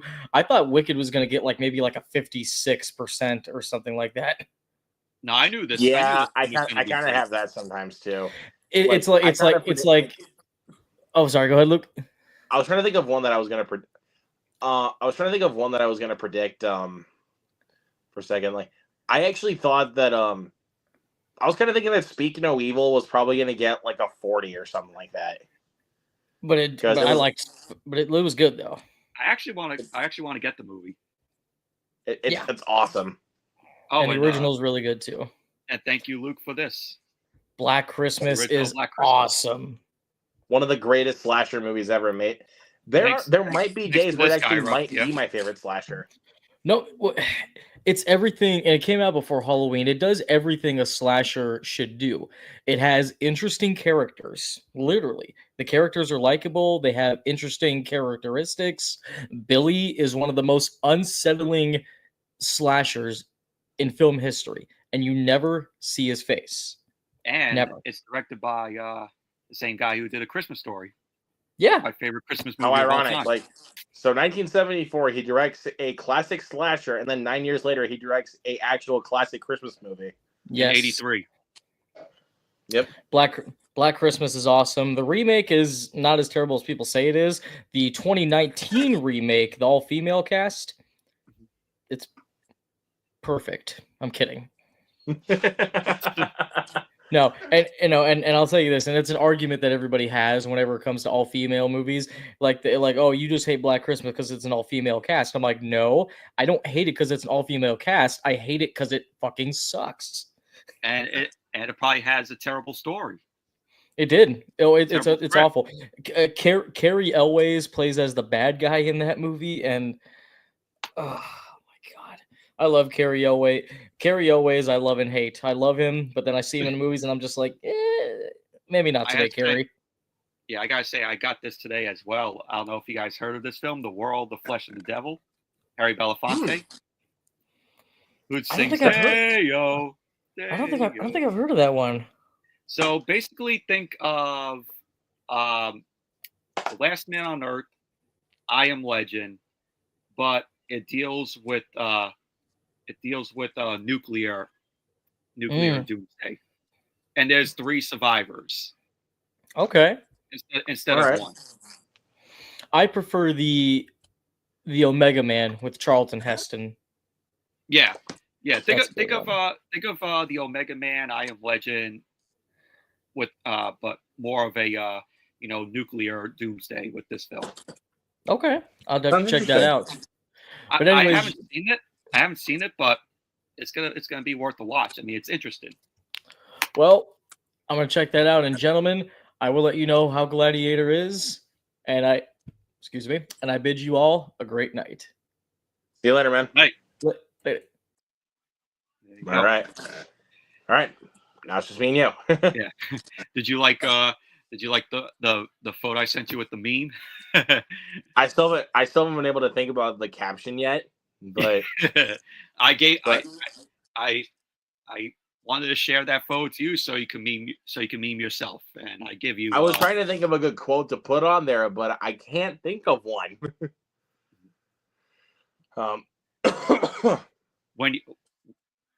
When you know the film is a stinker. Oh no! How about? I'm trying to think of a good one though, dude. It's hard. Um, because my face was going like Yeah. I was trying to think of a good quote for that. You're like, what's that smell? Oh no, when people think they're so funny. Yeah, yeah. Like how's that? How's that? When people think they're so funny. That's my face. Yeah. Did But I gotta say, you got your Grinch copy in? I'll show the stuff I got. There I'll show you the go. stuff I got. You know. Well, I just showed these two. This is the only ones that I picked up. Thank you. Do you have a Charlie Brown Christmas, by the way? I have it on VHS. Yeah, I might have to send you either a Blu-ray or a 4K copy over. Because we're doing a double feature of Charlie Brown Christmas with Black Christmas. I love a Charlie Brown Christmas. It's a classic. So yeah, we're gonna do a classic Christmas special with a fucked up Christmas movie. So I still gotta do the Grinch. Probably maybe after Thanksgiving or like the first week of December. I think I have Black Christmas second week or first week. I don't know when I have it. I don't remember when I have it scheduled for, but I have it like around that time. I might make scheduled for. I might make Black that watch. Christmas. I might make that watch along on a Sunday. Oh, for the Grinch. Yeah. Okay. Yeah. I'm gonna X everybody, and then I also X'd Popping the Popcorn Katie if she wants to join us. There you go. Mm-hmm. All right. So, anyways, so I'll show off. I got Clerks 2 to finally complete the Clerks trilogy because I love these movies. Never seen any of the Clerks films. They're all hilarious. Clerks 2 literally has a scene involving a donkey. Wow. If you can picture in your head how that would go. Got Cherry Falls, which actually sounded kind of interesting to me. It's got Brittany Murphy, rest in peace. Michael Biehn, Gabriel Mann, and Jay Moore in it, which it sounds kind of interesting. So that's why I got it. And it was pretty cheap on Amazon. So and look at this. It's a Scream Factory title. Scream Factory. I love Scream Factory, so I want to buy as many of their titles as I can. Then I got House of the Dragon Season 2. I do own the first season, so I figured I would go ahead and buy Season 2. I loved the first season. I have not seen Season 2 yet, but I will at some point. Don't care for Game of Thrones or House of the Dragon stuff. They're not my cup of tea. I've seen the first 5 episodes of Game of Thrones, and I don't know why I dropped off, but I love the first season of House of the Dragon, so that's why I want to watch Season 2. Yeah, it's like, and again, House of the Dragon is a prequel to Game of Thrones, so I understood it just fine.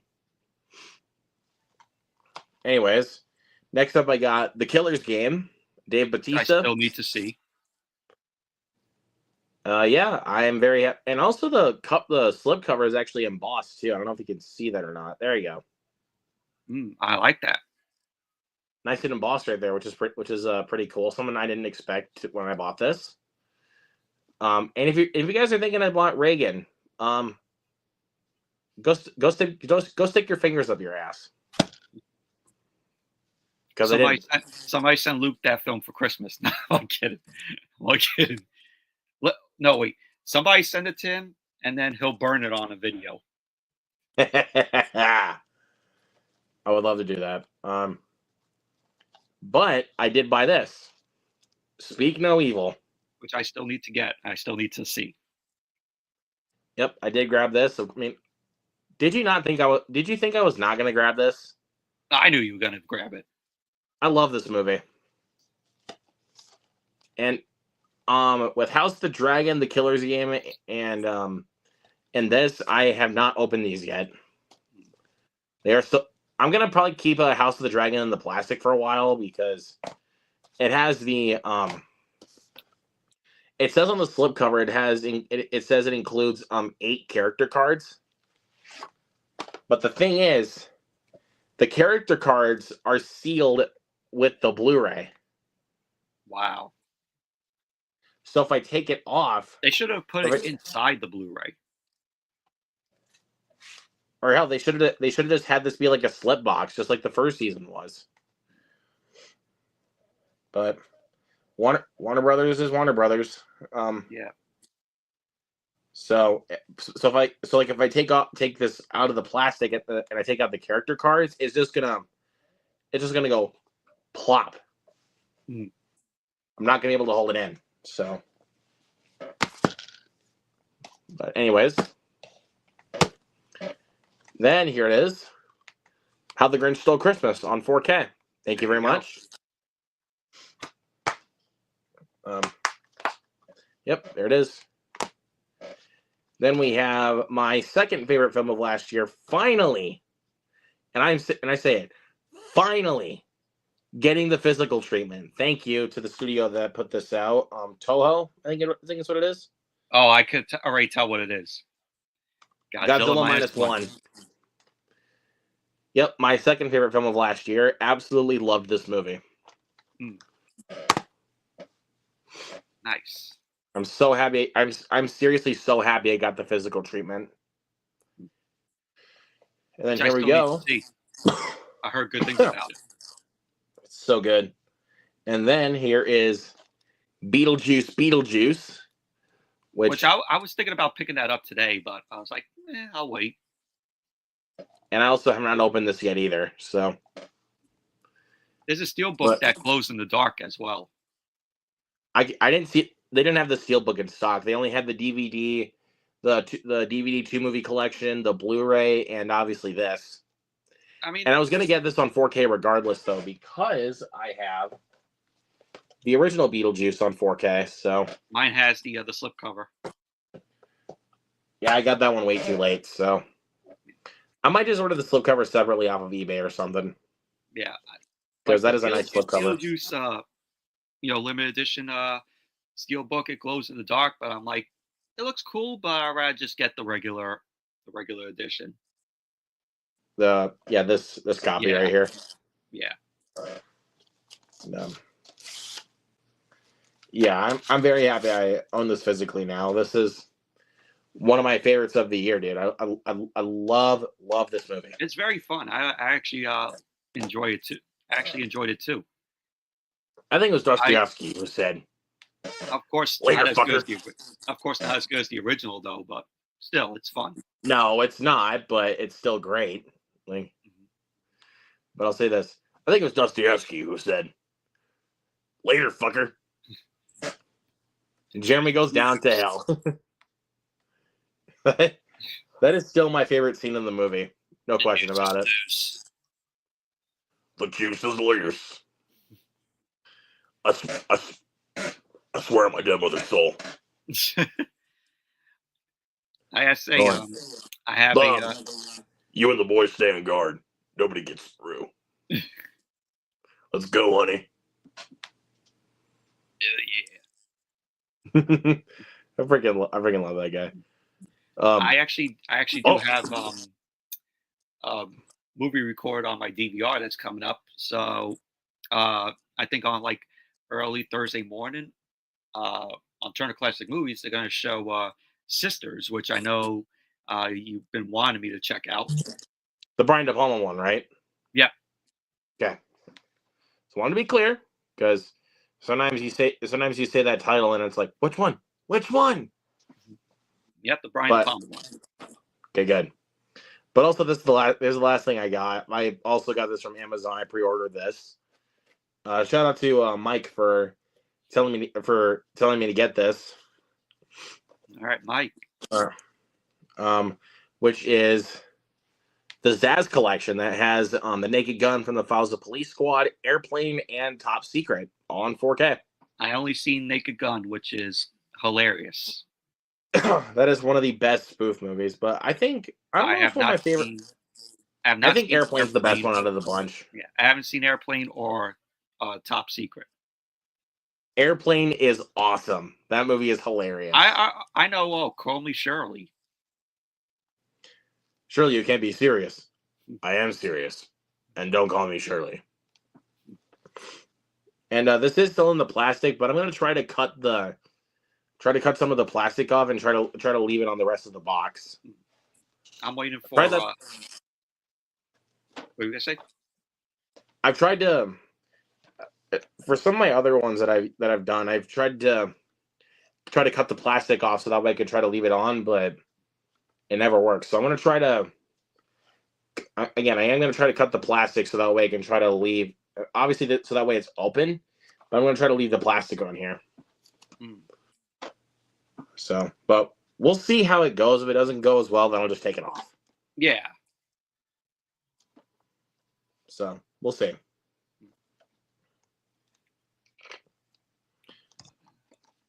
But yeah, I'm really happy I own this now because it has a few of my favorite comedies. Actually, I also got a replacement copy of Into the Badlands because the copy I got at the pawn shop only had the first disc with it. It didn't have DVD? No, it was supposed to have 2 discs. So, so I had to get one off of eBay. And then I replaced it, and I took the one that was the one that was originally in this slipcover out, and replaced it with the new copy. So that way I had both discs. But I still have yet to see the show. I'm waiting for next week until Paper Moon comes out on Criterion, so I'm gonna get that next week. There's literally nothing else even out next week anyway. So that's the only thing I'm getting next week. I'll just say, man, this week was actually pretty stacked for physical media. Yeah. Beetlejuice, Killer's Game. Speak No Evil. Godzilla. And the Zaz collection. I think December 3rd is going to be pretty stacked though too, because I know we got the Wild Robot. I know we got Alien Romulus. Let me see what else we got in the. I saw you doing a Wild Robot watch along. We're gonna be doing that. We're gonna be doing that as the very last watch along of 2024. That's a good choice.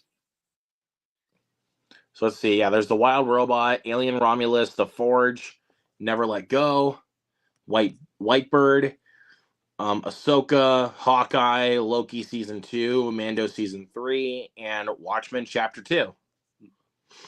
Speak No Evil is only on Blu-ray, right? It's not 4K, right?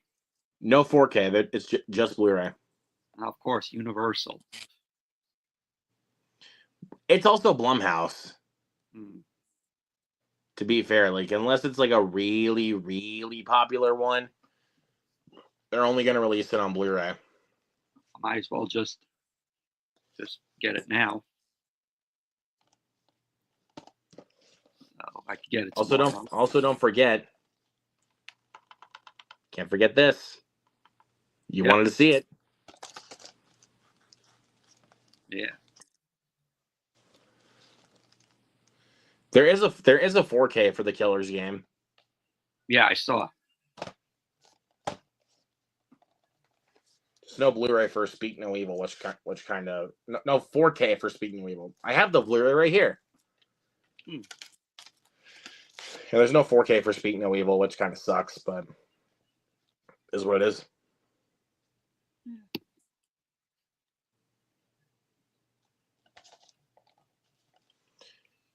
This yours came with a slipcover. Yeah, of course mine does have a slipcover. I mean, if you usually get them like around the time they come out, at least like day 1 or so, you're able to get them with slipcovers. But some of them are just gonna go out of print. Like most of the time, Sony ones are easy to go out of print. Oh yeah. Like, here's one. The 65. 65, yeah. This slipcover went out of print fast. Like, it looks nice though, but the film was just okay for me. I enjoyed it. I don't hate it like everybody else does. I didn't hate it either. No. Everybody else was like, "This is one of the worst movies ever," and I'm like, I could have been better though, but given the concept of Adam Driver traveling back to 65 million years ago and battling dinosaurs with laser guns, but I don't know. I'll just say the team of Scott Beck and Brian Woods, the team that made that film, really outdid themselves with Heretic. Yeah, the same team that made 65 made Heretic. No joke. I just ordered Speak No Evil. There we go. Should be coming tomorrow.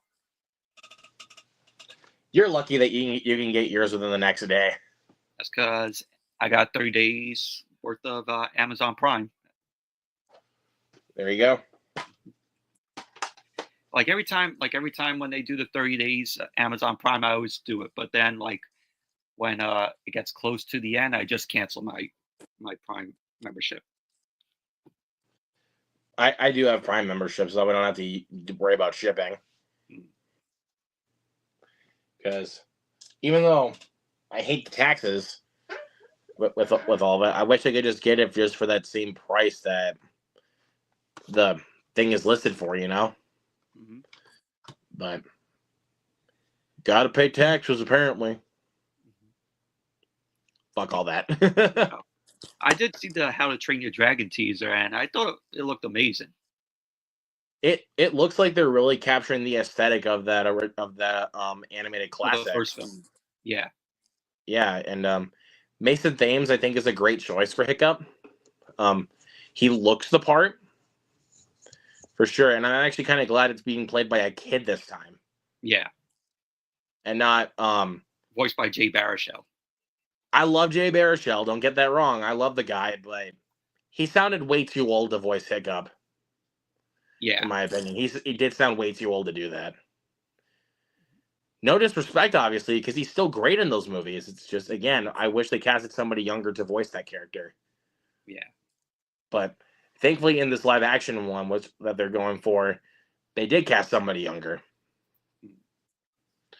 But yeah, I'm really excited for that How to Train Your Dragon remake. I'm really, really excited. Same. Also, that new Minecraft trailer, not too bad. It's better than that goddamn teaser that we got. That teaser was terrible. I'm not a fan of Minecraft, so to me, I don't care. At least that new trailer looked more fun. Like the teaser did not do a good job at selling the movie. That's why I was like on the group chat. I'm like, meh. I posted that GIF like, meh. I know, but I mean, again, at least this trailer did a better job at kind of giving you the selling point of the movie. Like, you have to give me that at least. Yeah. Because that teaser did nothing. It did like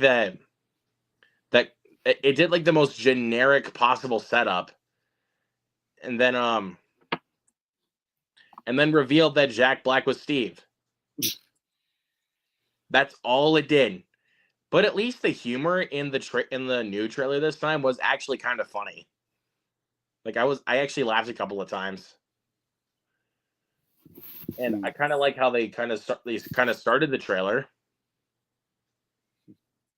I mean, I thought it looked disgraceful at first, but it actually looks a lot better. Some iffy green screen aside, like some of the green screen does look pretty rough, but I think for the most part, the effects actually look really good. Like they really are capturing a lot of the aesthetic of what made Minecraft so popular. Like with how a lot of the animals look. I played Minecraft only once, and I'm like, this is not for me. Fair enough, but I mean, it's still. I've actually played it quite a bit when I was in middle school, but not like religiously like some of my friends would. I just found it boring. I'm like, it's just a generic, bland game when I played it.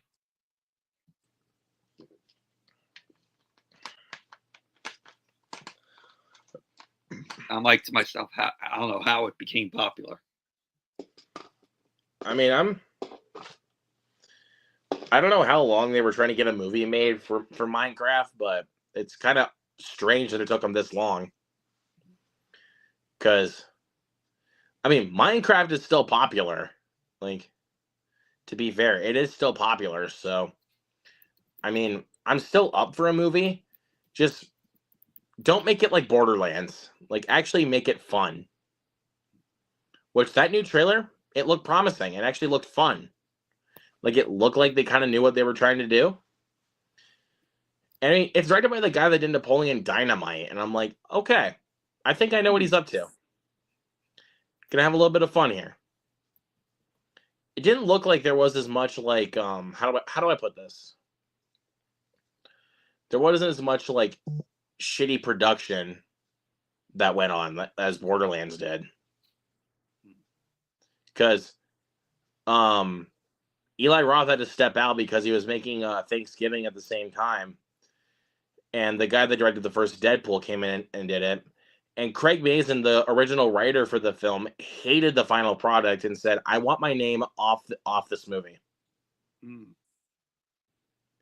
Yeah, the guy that wrote the new Last of Us show. Yeah, that guy. Oh wow. And I'm saying that, and the reason why I'm saying that is because even though I'm still 2 episodes behind on The Last of Us, it's a great show.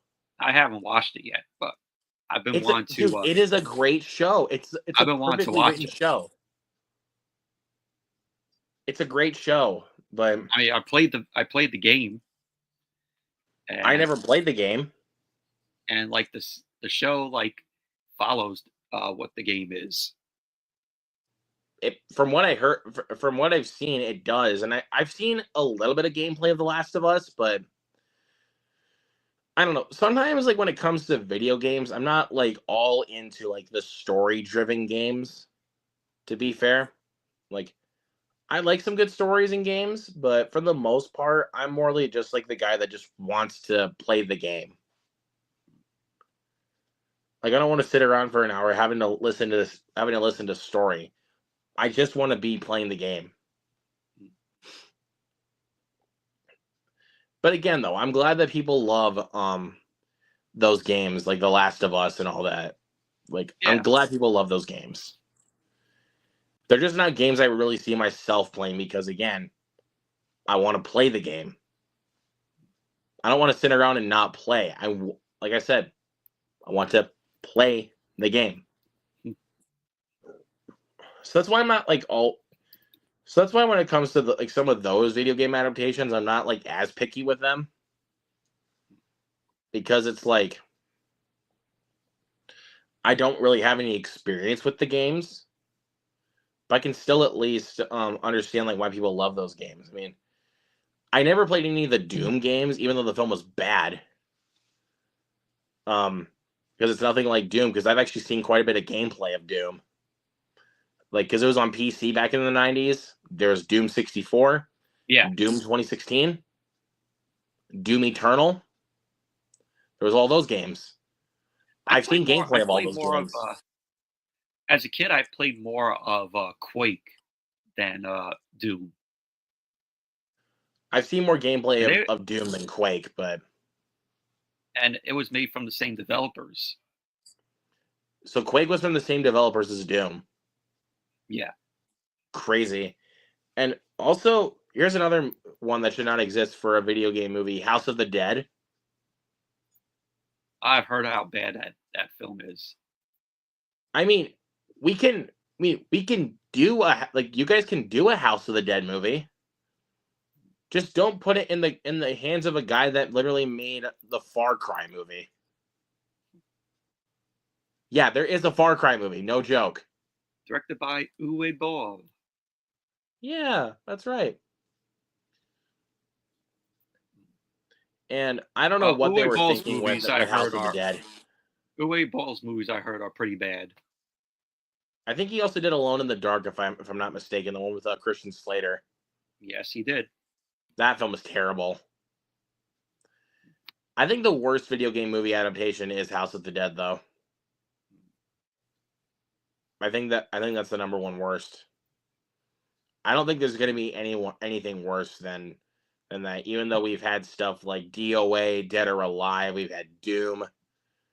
And House of the Dead got a sequel. I don't know how it did. There was Far Cry, which I don't know how you can fuck up a Far Cry movie, except putting in the hands of Uwe Boll. We had Borderlands, we had Assassin's Creed, which I heard Assassin's Creed was decent. Assassin's Creed is actually terrible. Oh, really? That movie is terrible. Like, look, Michael Fassbender is at least good in the film, but other than that, though, it's garbage. I don't know who's been telling you that movie's decent, dude. I'm sorry. Like, I don't know who's been telling you that. Trying to think of the Hitman movies. The movie Hitman with Timothy Olyphant, and then Hitman Agent 47. Boy, those are bad. I think Agent 47 is worse, though. I mean, I can kind of see Hitman being a little bit more passable because Timothy Olyphant is good in it.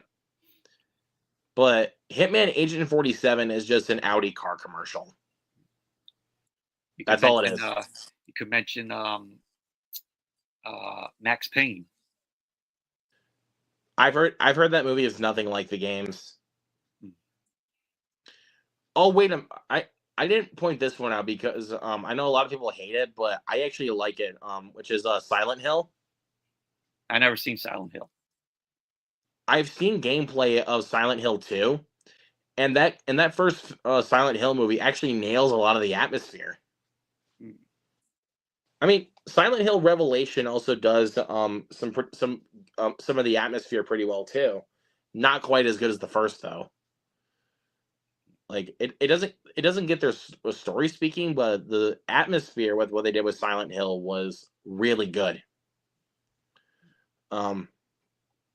Most of the Resident Evil movies, boy, I can have guilty pleasure fun with 1, 3, and 4, but I actually genuinely like Resident Evil Apocalypse. Resident Evil Retribution and Resident Evil The Final Chapter, those can suck on my toes. I never seen any of the Resident Evil films. But Resident Evil Welcome to Raccoon City was actually made by a genuine fan of the Resident Evil games. Oh, really? Even though they combined the stories of the first two games into one movie, which was strange. And again, I've seen gameplay of Resident Evil. I've never played it. I've never played the game start to finish. I never played the games. From what I've seen, though, they're great. From what we've seen of gameplay, they're really good.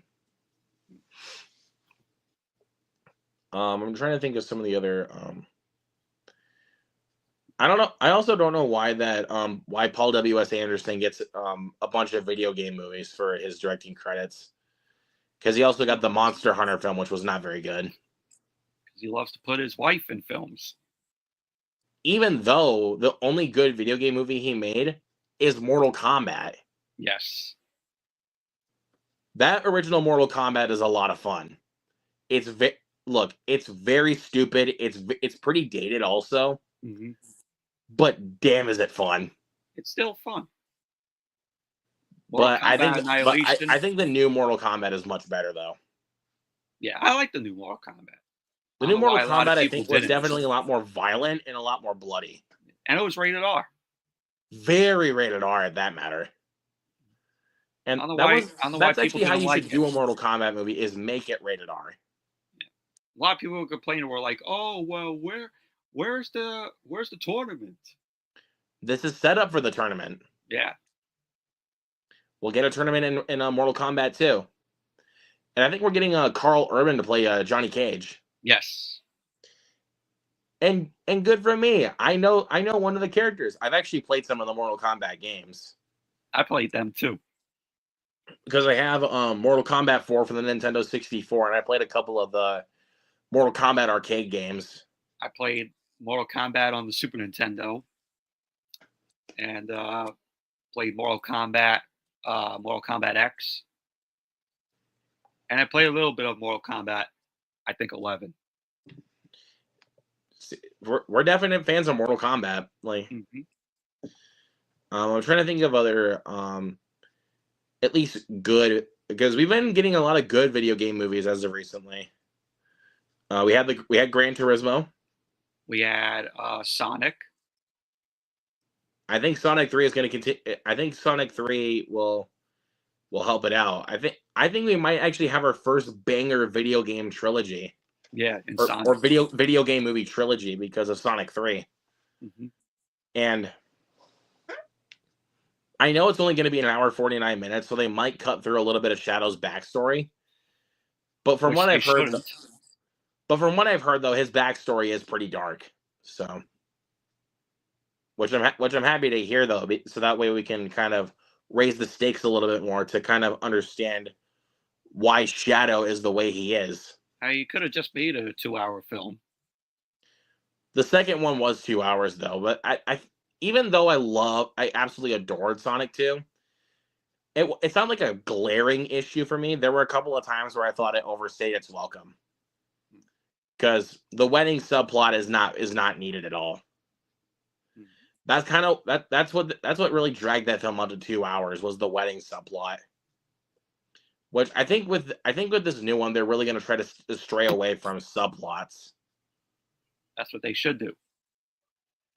I think they're more just going to focus this on what we came to see, which is hearing a little bit about Shadow's backstory and obviously some of the dark stuff that's going to come along with it. Yeah. And from that trailer, it looks like they're really upping the stakes. So, which I'm happy about. Let's hope. I mean, I really don't have any doubts with it, to be honest with you. It looks great. Like, the effects still look really good. I mean, the animation on the Sonic characters look really good. And I mean, I like how this one is still keeping the heart and the humor while still upping the stakes with like I said, with Shadow's backstory. Because I know it's still going to be PG, but I heard like a rumor that they were thinking about making it PG-13 because of how dark Shadow's story is. I wouldn't mind the PG-13. But again, the games are technically made for kids. Yeah. So you still got to get the kiddos going. You know what I mean? Now I wonder if they're going to follow if that film is going to follow the Sonic 3 game. I've heard that they are also kind of meshing in a little bit of elements with Sonic Adventure 2. I hear Sonic 3 is going to be Jim Carrey's final film. Which is sad, but I'm glad he came back for another one because this is the first time he's been in more than 2 movies in a certain franchise. I guess he just loves playing this character so much. Like, they just let him do what he wants with Dr. Robotnik. Like, the Jeff Fowler just lets Jim Carrey be himself. Yeah. And I'm like, that's a good man. Like, I need room. Sir, I don't have the proper materials. Rip. Found some. And Jim Carrey's playing 2 characters in the film. He's playing actual Dr. Robotnik and then his father. Yeah. In the shaggy flesh. And I'm like when I saw that, I was like, oh shit, it's Jim Carrey times 2. Like, it gave me flashbacks of the Lemony Snicket's movie with Jim Carrey, where he played multiple roles. I never seen that film, but I have it in my collection. He did play multiple roles in that film, but the most obviously the most famous role of his in that film is Count Olaf. But yeah, I'm really excited for Sonic the Hedgehog 3. Same. trying to see what else is coming out in December. Y2K. That film Y2K. looks awesome. That's coming out in 2 weeks. I know my theater's not gonna get it, but I really want to go see it, dude. It looks My so fun. My Alamo's getting it. Lucky you. Mm-hmm. What else we got? We got Craven, which I'm looking forward to. it looks okay. It has Honestly, potential. it has a lot of It's potential. rated R. It's rated R. So hopefully Sony will finally learn their lesson. And even it has to be better than Morbius. even though we are defenders of Venom: The Last Dance. Yes, and I'm a defender of Morbius. I'm a defender of all 3 Venom movies. I know not a lot of people like the 3 Venom movies, but I enjoy them all. You know what we were talking about earlier with the bad movie watch? We should do Morbius. Fuck you. I know you hate it though, but it'll be more fun. It'll be more fun with more of us on the stream. I guess it's you guys having a blast because I'm going to be feeling tortured. I don't know, but down the line we'll see, but it's more than likely not going to happen. But again, down the line, I'll probably do it for my channel. We'll see, though. We'll see. But for now, no. Yeah, future video. But what else we got coming out? Mufasa. Nobody cares, honestly. Looking forward to it, but I'd rather see Sonic 3 over Mufasa. Mufasa cool. And also there's a couple of my friends that have been saying that it's going to make $1 billion. No, it's not. Oh, it is. I think it will. But listen. I get the IP is very popular. I know it's The Lion King. The other one made over $1 billion. But think about this. Do you really hear anybody talking about it right now? No. Proves my point. More people are excited to see Sonic. Yeah. Because we know how the last Lion King turned out. It didn't turn out very well. It made a lot of money, but critics and audiences are not very high on that movie.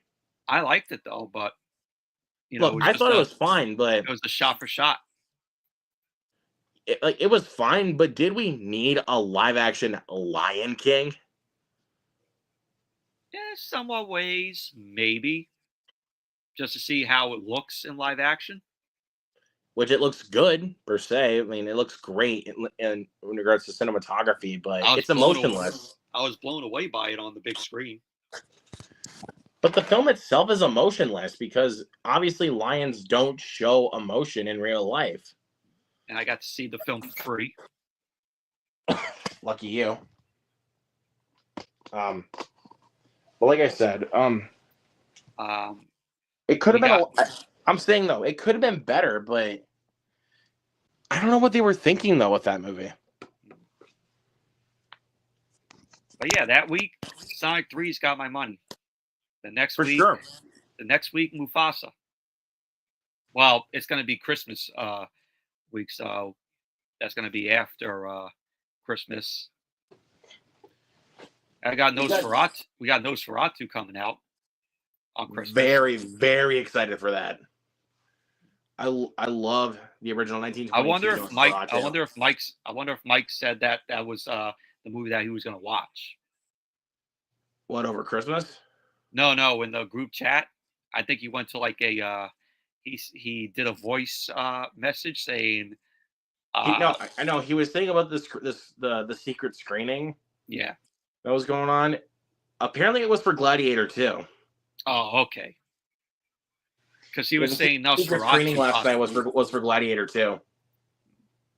I want to know what his thoughts were. I don't think he didn't go see it. Oh. He was waiting for the the time to come, like for this weekend to go see it. Because he doesn't give a shit about Wicked, so. I do. Me too. Plan to go Thursday night. I'm seeing it Friday. Plan to go Thursday night, and then. Wish I was going Thursday night if I have to work late. Yeah, I'm gonna go Thursday night, and then for Wicked, and then on Friday night I'm gonna go see Gladiator. So what do you? I think Wicked's gonna make more than Gladiator. that's obvious because Wicked has like been selling out constantly with ticket sales. Yeah, and people are talking more Wicked than Gladiator. Even though I think both of those are still going to make a lot of. I mean, Gladiator's also still going to make a lot of money. I think Gladiator. I think it's Gladiator. I think Wicked's going to be the top spot, and then Gladiator 2 might come in number 2. Ha! No pun intended. Get it? Number 2, Gladiator 2. Yeah. But I don't know. I'm really excited for both, for sure, because I mean, I love the Wicked Broadway show, and I love the original Gladiator. I don't know which side of the coin I'm going to land on though. And what I mean by that is like which one I'm going to like more, either Wicked or Gladiator 2. Flip a coin right now. I'm not going to flip the coin. I have to wait and see when I go see those movies in the theater. Well, I'm like predicting. What's your prediction? All right. I got a coin right here. No coin? Yes. No coin.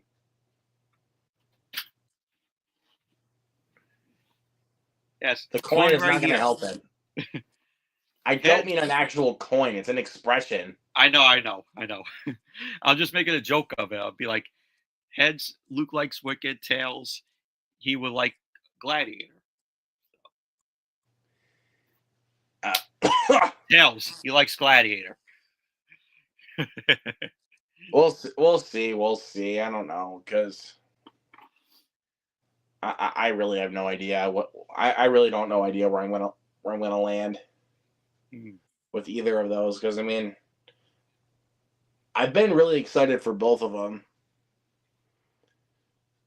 but I think after I saw the trailer for Gladiator 2 in front of Smile 2, I think I got more. I think that's it. I think that was the point, like when I got really, really, really excited,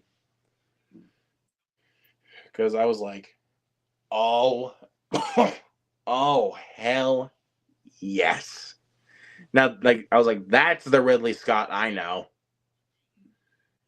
because fucking Napoleon, woof. That one was rough to sit through. I'd say, what do you think of the February Criterion releases from Performance, Drugstore Cowboy, Kronos, Crossing Delancey, King Lear, and Punch Drunk Love? I definitely will be buying Drugstore Cowboy. I love that movie.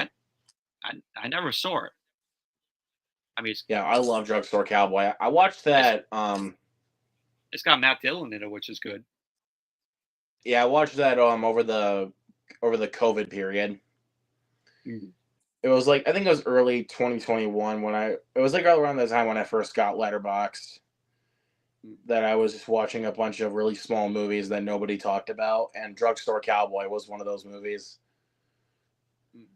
I might get Performance because I want to see that film because it has Mick Jagger in it.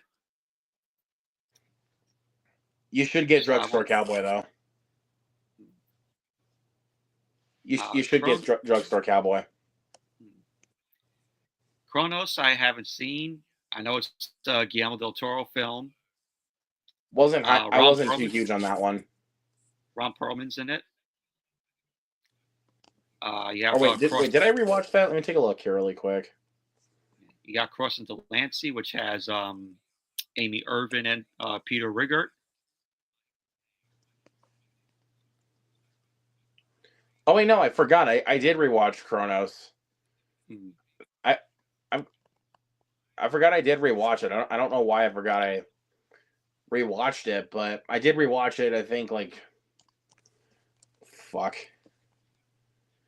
Yeah, I rewatched it earlier this year, and I enjoyed it a lot more the second go around. You might get it on Criterion. I wasn't huge on it. You might get it on Criterion, maybe. I do want to get it on Criterion because I mean I love Guillermo del Toro, and I want to buy a lot more of his movies. Like I definitely need to buy I need to buy his 2 Hellboy movies. And I need to buy what is it? Pan's Labyrinth. I do need to buy Pan's Labyrinth. And obviously, of course, I got to buy The Shape of Water. That's coming out next week on Criterion. So yeah, I will get Shape of Water. I'll probably get that next week along with Paper Moon. I'm trying to think of what other Guillermo del Toro movies I need. Mimic. That's another one I need to get is Mimic. I never seen Mimic. It's basically his version of Alien, except with like a cockroach monster. So basically, think about it like this: so basically, Guillermo del Toro plus Alien minus the xenomorph plus cockroach. Then basically you get Mimic. It's like a 90s Alien film. It's very 90s if you really think about it. It's very, very 90s. Probably the CGI doesn't hold up. I mean, it still looks pretty good, but for the most part, but it's still pretty damn cheesy. I need to buy Blade 2. I forgot about that. I need to buy Blade 2. But even though I have to get the Blade trilogy to have Blade 2. Because out of his films that I own, I have The Devil's Backbone, Pacific Rim, Pinocchio, and Nightmare Alley. I will get Crimson Peak at some point, and even though I wasn't a huge fan of it, I still want to check that out. It's definitely there are things I like. There's quite a few things I like about it, mainly the aesthetic. But other than that, though, mainly the aesthetic I love about that film, and some of the performances are pretty good too. I know it has a nice Arrow video release.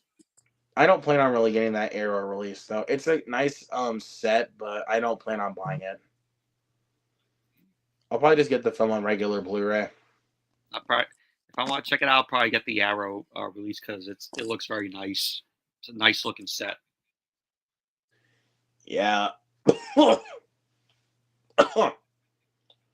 I might try to get the 4K versions of the 2 Hellboy movies that he directed, which I freaking adore the original Hellboy. I love Hellboy 2 as well, but it's not anywhere near as good as the first Hellboy. I'll tell you this, though. It's better than that freaking 2019 Hellboy. Look, David Harbour I thought was good as Hellboy, but he's no Ron Perlman. Ron Perlman, I thought was good as Hellboy. I only seen the first one, though, but I haven't seen the sequel. I remember enjoying the first film. A lot of people say that the Golden Army is better, but I think the first one's better. Because I love the characters and I love the world building. And I love the action and horror mix of the first Hellboy. And even 20 years later, the effects still hold up.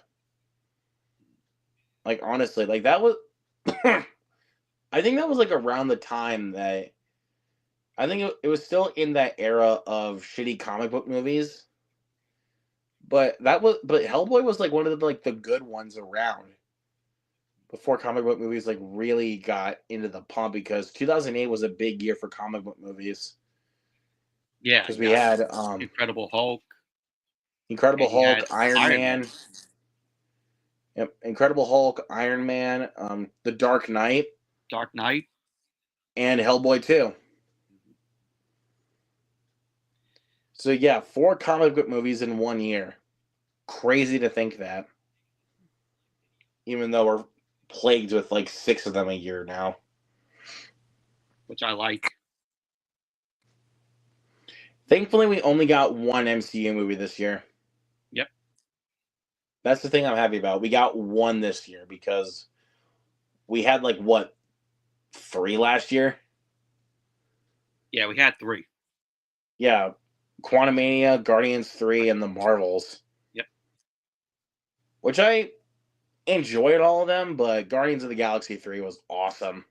Mhm. And I enjoyed the It was Marvels for awesome, what very it was. emotional.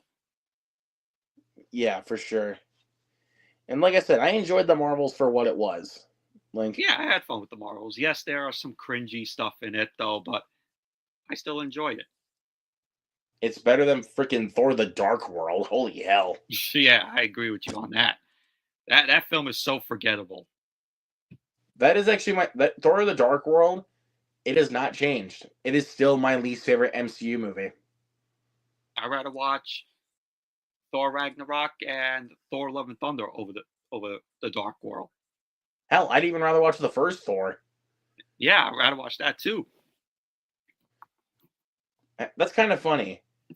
My favorite MCU movie is a Thor movie, and my least favorite is also a Thor movie. Yeah. Very forgettable it is, and a very forgettable villain in Malekith. And the Dark Elves, what the fuck was that? Yeah. They didn't even try to execute the Dark Elves to their fullest potential. They just introduced the Dark Elves, and then it's just like, oh, they're gone. Thank God. Now, Thank God I didn't see it in the theater. yeah, I don't know. I hated Thor: The Dark World. I'll just say 2013 was not a very good year for Marvel. Because you had that and you had Iron Man 3, which I do not like whatsoever. I like it. I think it's not as good as the first two. I would rather watch Iron Man 2 over Iron Man 3. Iron Man 3 was more frustrating than Iron Man 2. There was a lot less happening in Iron Man 2, but at least I was more entertained. I mean, like Iron Man 3, like I did, like the film, but I liked seeing, Robert Downey Jr. was good. John Favreau as Happy Hogan, he's still good. I liked seeing Rebecca Hall in it. I thought Rebecca Hall was fine as you know, she was the villain. But yeah, the I the thought it was thing Guy that Pearce. well, you had her, you had Guy Pearce, and you had Ben Kingsley, the so-called Mandarin, which that whole And then reveal. that twist comes around, and then it's Guy Pearce is actually the Mandarin, and it's another Man in the Suit villain. Boo! Yeah, if you want to I'm watch, so sick of that trope in Marvel movies now. I'm so sick of it. That whole Man in the Suit trope. Like, it's just this guy that just wants to take over this bit that runs this like big corporation, just wants to take over the world. We had that with Obadiah Stane in the original Iron Man, but that actually worked perfectly. Like, that actually worked perfectly. And I mean, and Darren in Ant-Man, like, we had that in Ant-Man, but I mean, it still worked fine for me. It was just with Iron Man. It was just with Iron Man 3. I was really starting to get tired of it. yeah, and Iron Man is my favorite Marvel character. So I think out of Iron Man's mine, my boy. out of mine, out of them all, for me, it's the Hulk. The The Hulk Hulk is is a my guy. Hulk is second for me. I think at times Third I think he's been is slightly going down a little bit for me though because of what they've been doing with him recently. But too much comedy. not enough anger. Not enough anger like Edward Norton's was. But can we agree that after Stan Lee died, these movies have gotten, way more comedic? I kind of wish they kind of went back to the days of the Incredible Hulk where it was actually a little bit more serious. I mean, if Stan Lee was alive, he probably wouldn't have any of this in the current MCU films, where it's more comedy and less seriousness. Exactly, because I mean, like I said, with the Incredible Hulk, it's a I I don't know for sure, like But that's a pretty dark MCU movie, to be completely honest. It's a pretty dark movie. I remember enjoying it in the theater when I saw it. That's honestly one of my favorite MCU movies. I know that's not a lot of people's favorite. A lot of people have it as their least favorite, which I don't understand why. No. You want a least favorite Hulk movie? Go watch Eric Bana's Hulk film. That one I can laugh at for how stupid it is. Like, that one I can laugh at, but... And the Hulk looks like Shrek in that film. That's what makes it so funny. But yeah, with what they're doing with Hulk now, especially what they did with him in She-Hulk, I was just like, okay, you're losing me. So I think if I had to pick a new one for that.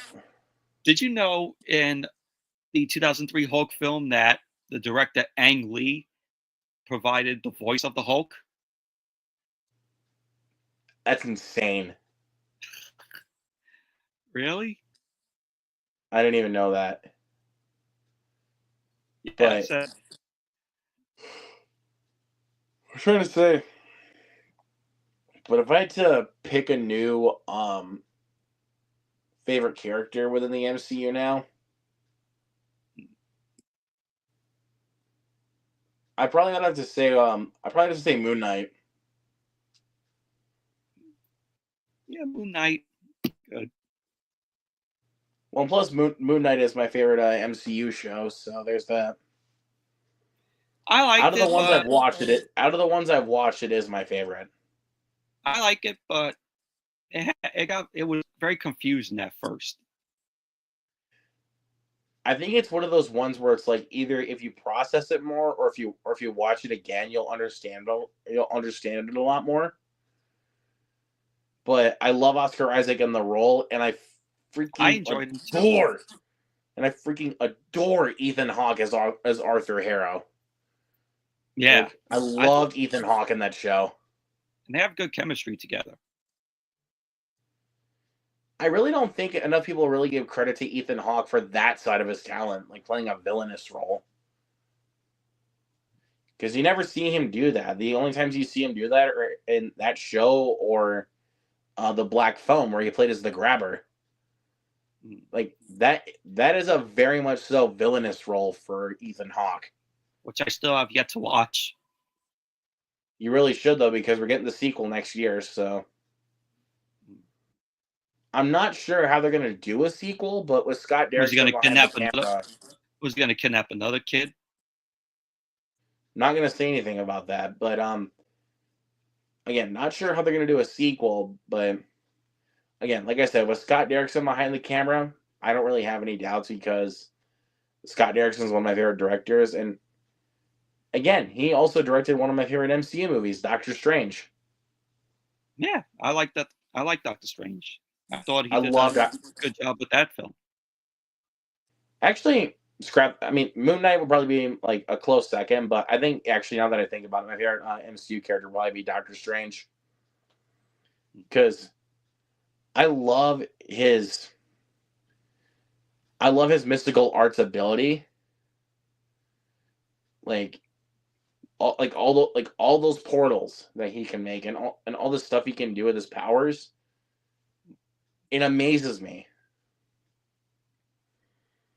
Like, especially that music note fight in Multiverse of Madness. That was awesome. Like, a freaking fight with music notes. Come on. You can't tell me that's not awesome. What else?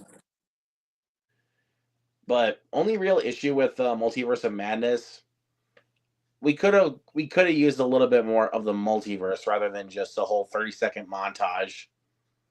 Yeah, it was more of Wanda's film than a Doctor Strange film. It would have been more of a Doctor Strange film if they actually went further into the multiverse. Yeah, which again they didn't do much of. Multiverse of Madness is just a follow-up to WandaVision. it's the sequel to Doctor Strange as well as the sequel to WandaVision. You have to watch both. Well, I'm glad I did. So I'm glad I watched WandaVision before this film, way before the film came out. Before I watched Moon Knight, WandaVision wasn't my favorite MCU show, but it's now goes to Moon Knight. My top is going to be Loki. I love that first season though. I still need to watch season 2. You got to get on it. I know all those MCU fans are screaming at me, but including me. I'm sorry. I just haven't had the time. I know. I have not had time to do it. Like, I mean, sure, maybe I might have had time to do it. It's just it hasn't been in my targets. Yeah. I'm sorry to say, like, there's more stuff I'd rather be watching at the moment. Like, there's a lot of other horror films I want to be watching. Like one that I'm going to watch after we log off here in a little bit. I'm going to watch a little film called 976 Evil. I saw that film. Yep, very directed by Robert Englund himself. Good movie. If you guys don't know what 976 Evil is, like I'm telling you, not going to. I'm just going to tell the audience what the movie's about. So basically, the main guy is Evil Ed from Fright Night. He's a geek that calls he's a bully geek that decides to call the number 976 evil. And when he does, he slowly starts turning into a demon, so he decides to take revenge on his bullies and murder them. Mm-hmm. So review of that film is up on my channel. I'm really excited to check out 976 Evil. That Blu-ray is so out of print though. Yeah. I want to get a copy of it, but it's out of print. Yeah, my friend lended it to me to check out. Yeah, I'm excited to watch it. I'll be watching that here in a little bit. Yeah, you'll like it. You'll enjoy it. Yeah, which probably should get to it though, because it's getting late. So yeah, and Stephen Jeffries is the main character. Okay, yeah, that's the guy that played. Yeah, that's Evil Ed from Fright Night. Mm-hmm. Yeah, which I love Fright Night. That's one of my favorite vampire films. Same. Well, my favorite vampire film is The Lost Boys. Fright Night is number 2, and then my number 3 would be American Wolf. Wait, not vampire. That's werewolf. Yeah, it'll be Lost Boys number 1. Fright Night number 2. I got like a 4-way. Oh, and Daybreakers is at number 3. I think my personal favorite is Daybreakers, and then Lost Boys, and then Abigail, and then Daybreakers. Oh, no, not Daybreakers. Fright Night. And Abigail makes my list as well. Because we haven't really got that many great vampire films that like before we got Abigail. Like I think if I watch vampires, it's gonna be in my top 5. John Carpenter's Vampires. John Carpenter's Vampires, yeah. One that I want to check out is a Stakeland, which is actually like a post-apocalyptic vampire film. I never heard of it. I really want to check that out. I've heard the first Stakeland is great. So they made a sequel to it. They did. I've heard it was terrible, but I do want to watch it though. I looked it up. Oh wow, Danielle Harris is in it. Yep. Nice. So yeah, I definitely do want to watch Stakeland. But yeah, it's getting kind of late, so we're gonna head off. So thank you, Michael, for coming. Thank you to Noah and Michael Entity also for coming. So catch you guys next time. Evil. Yep. See you later.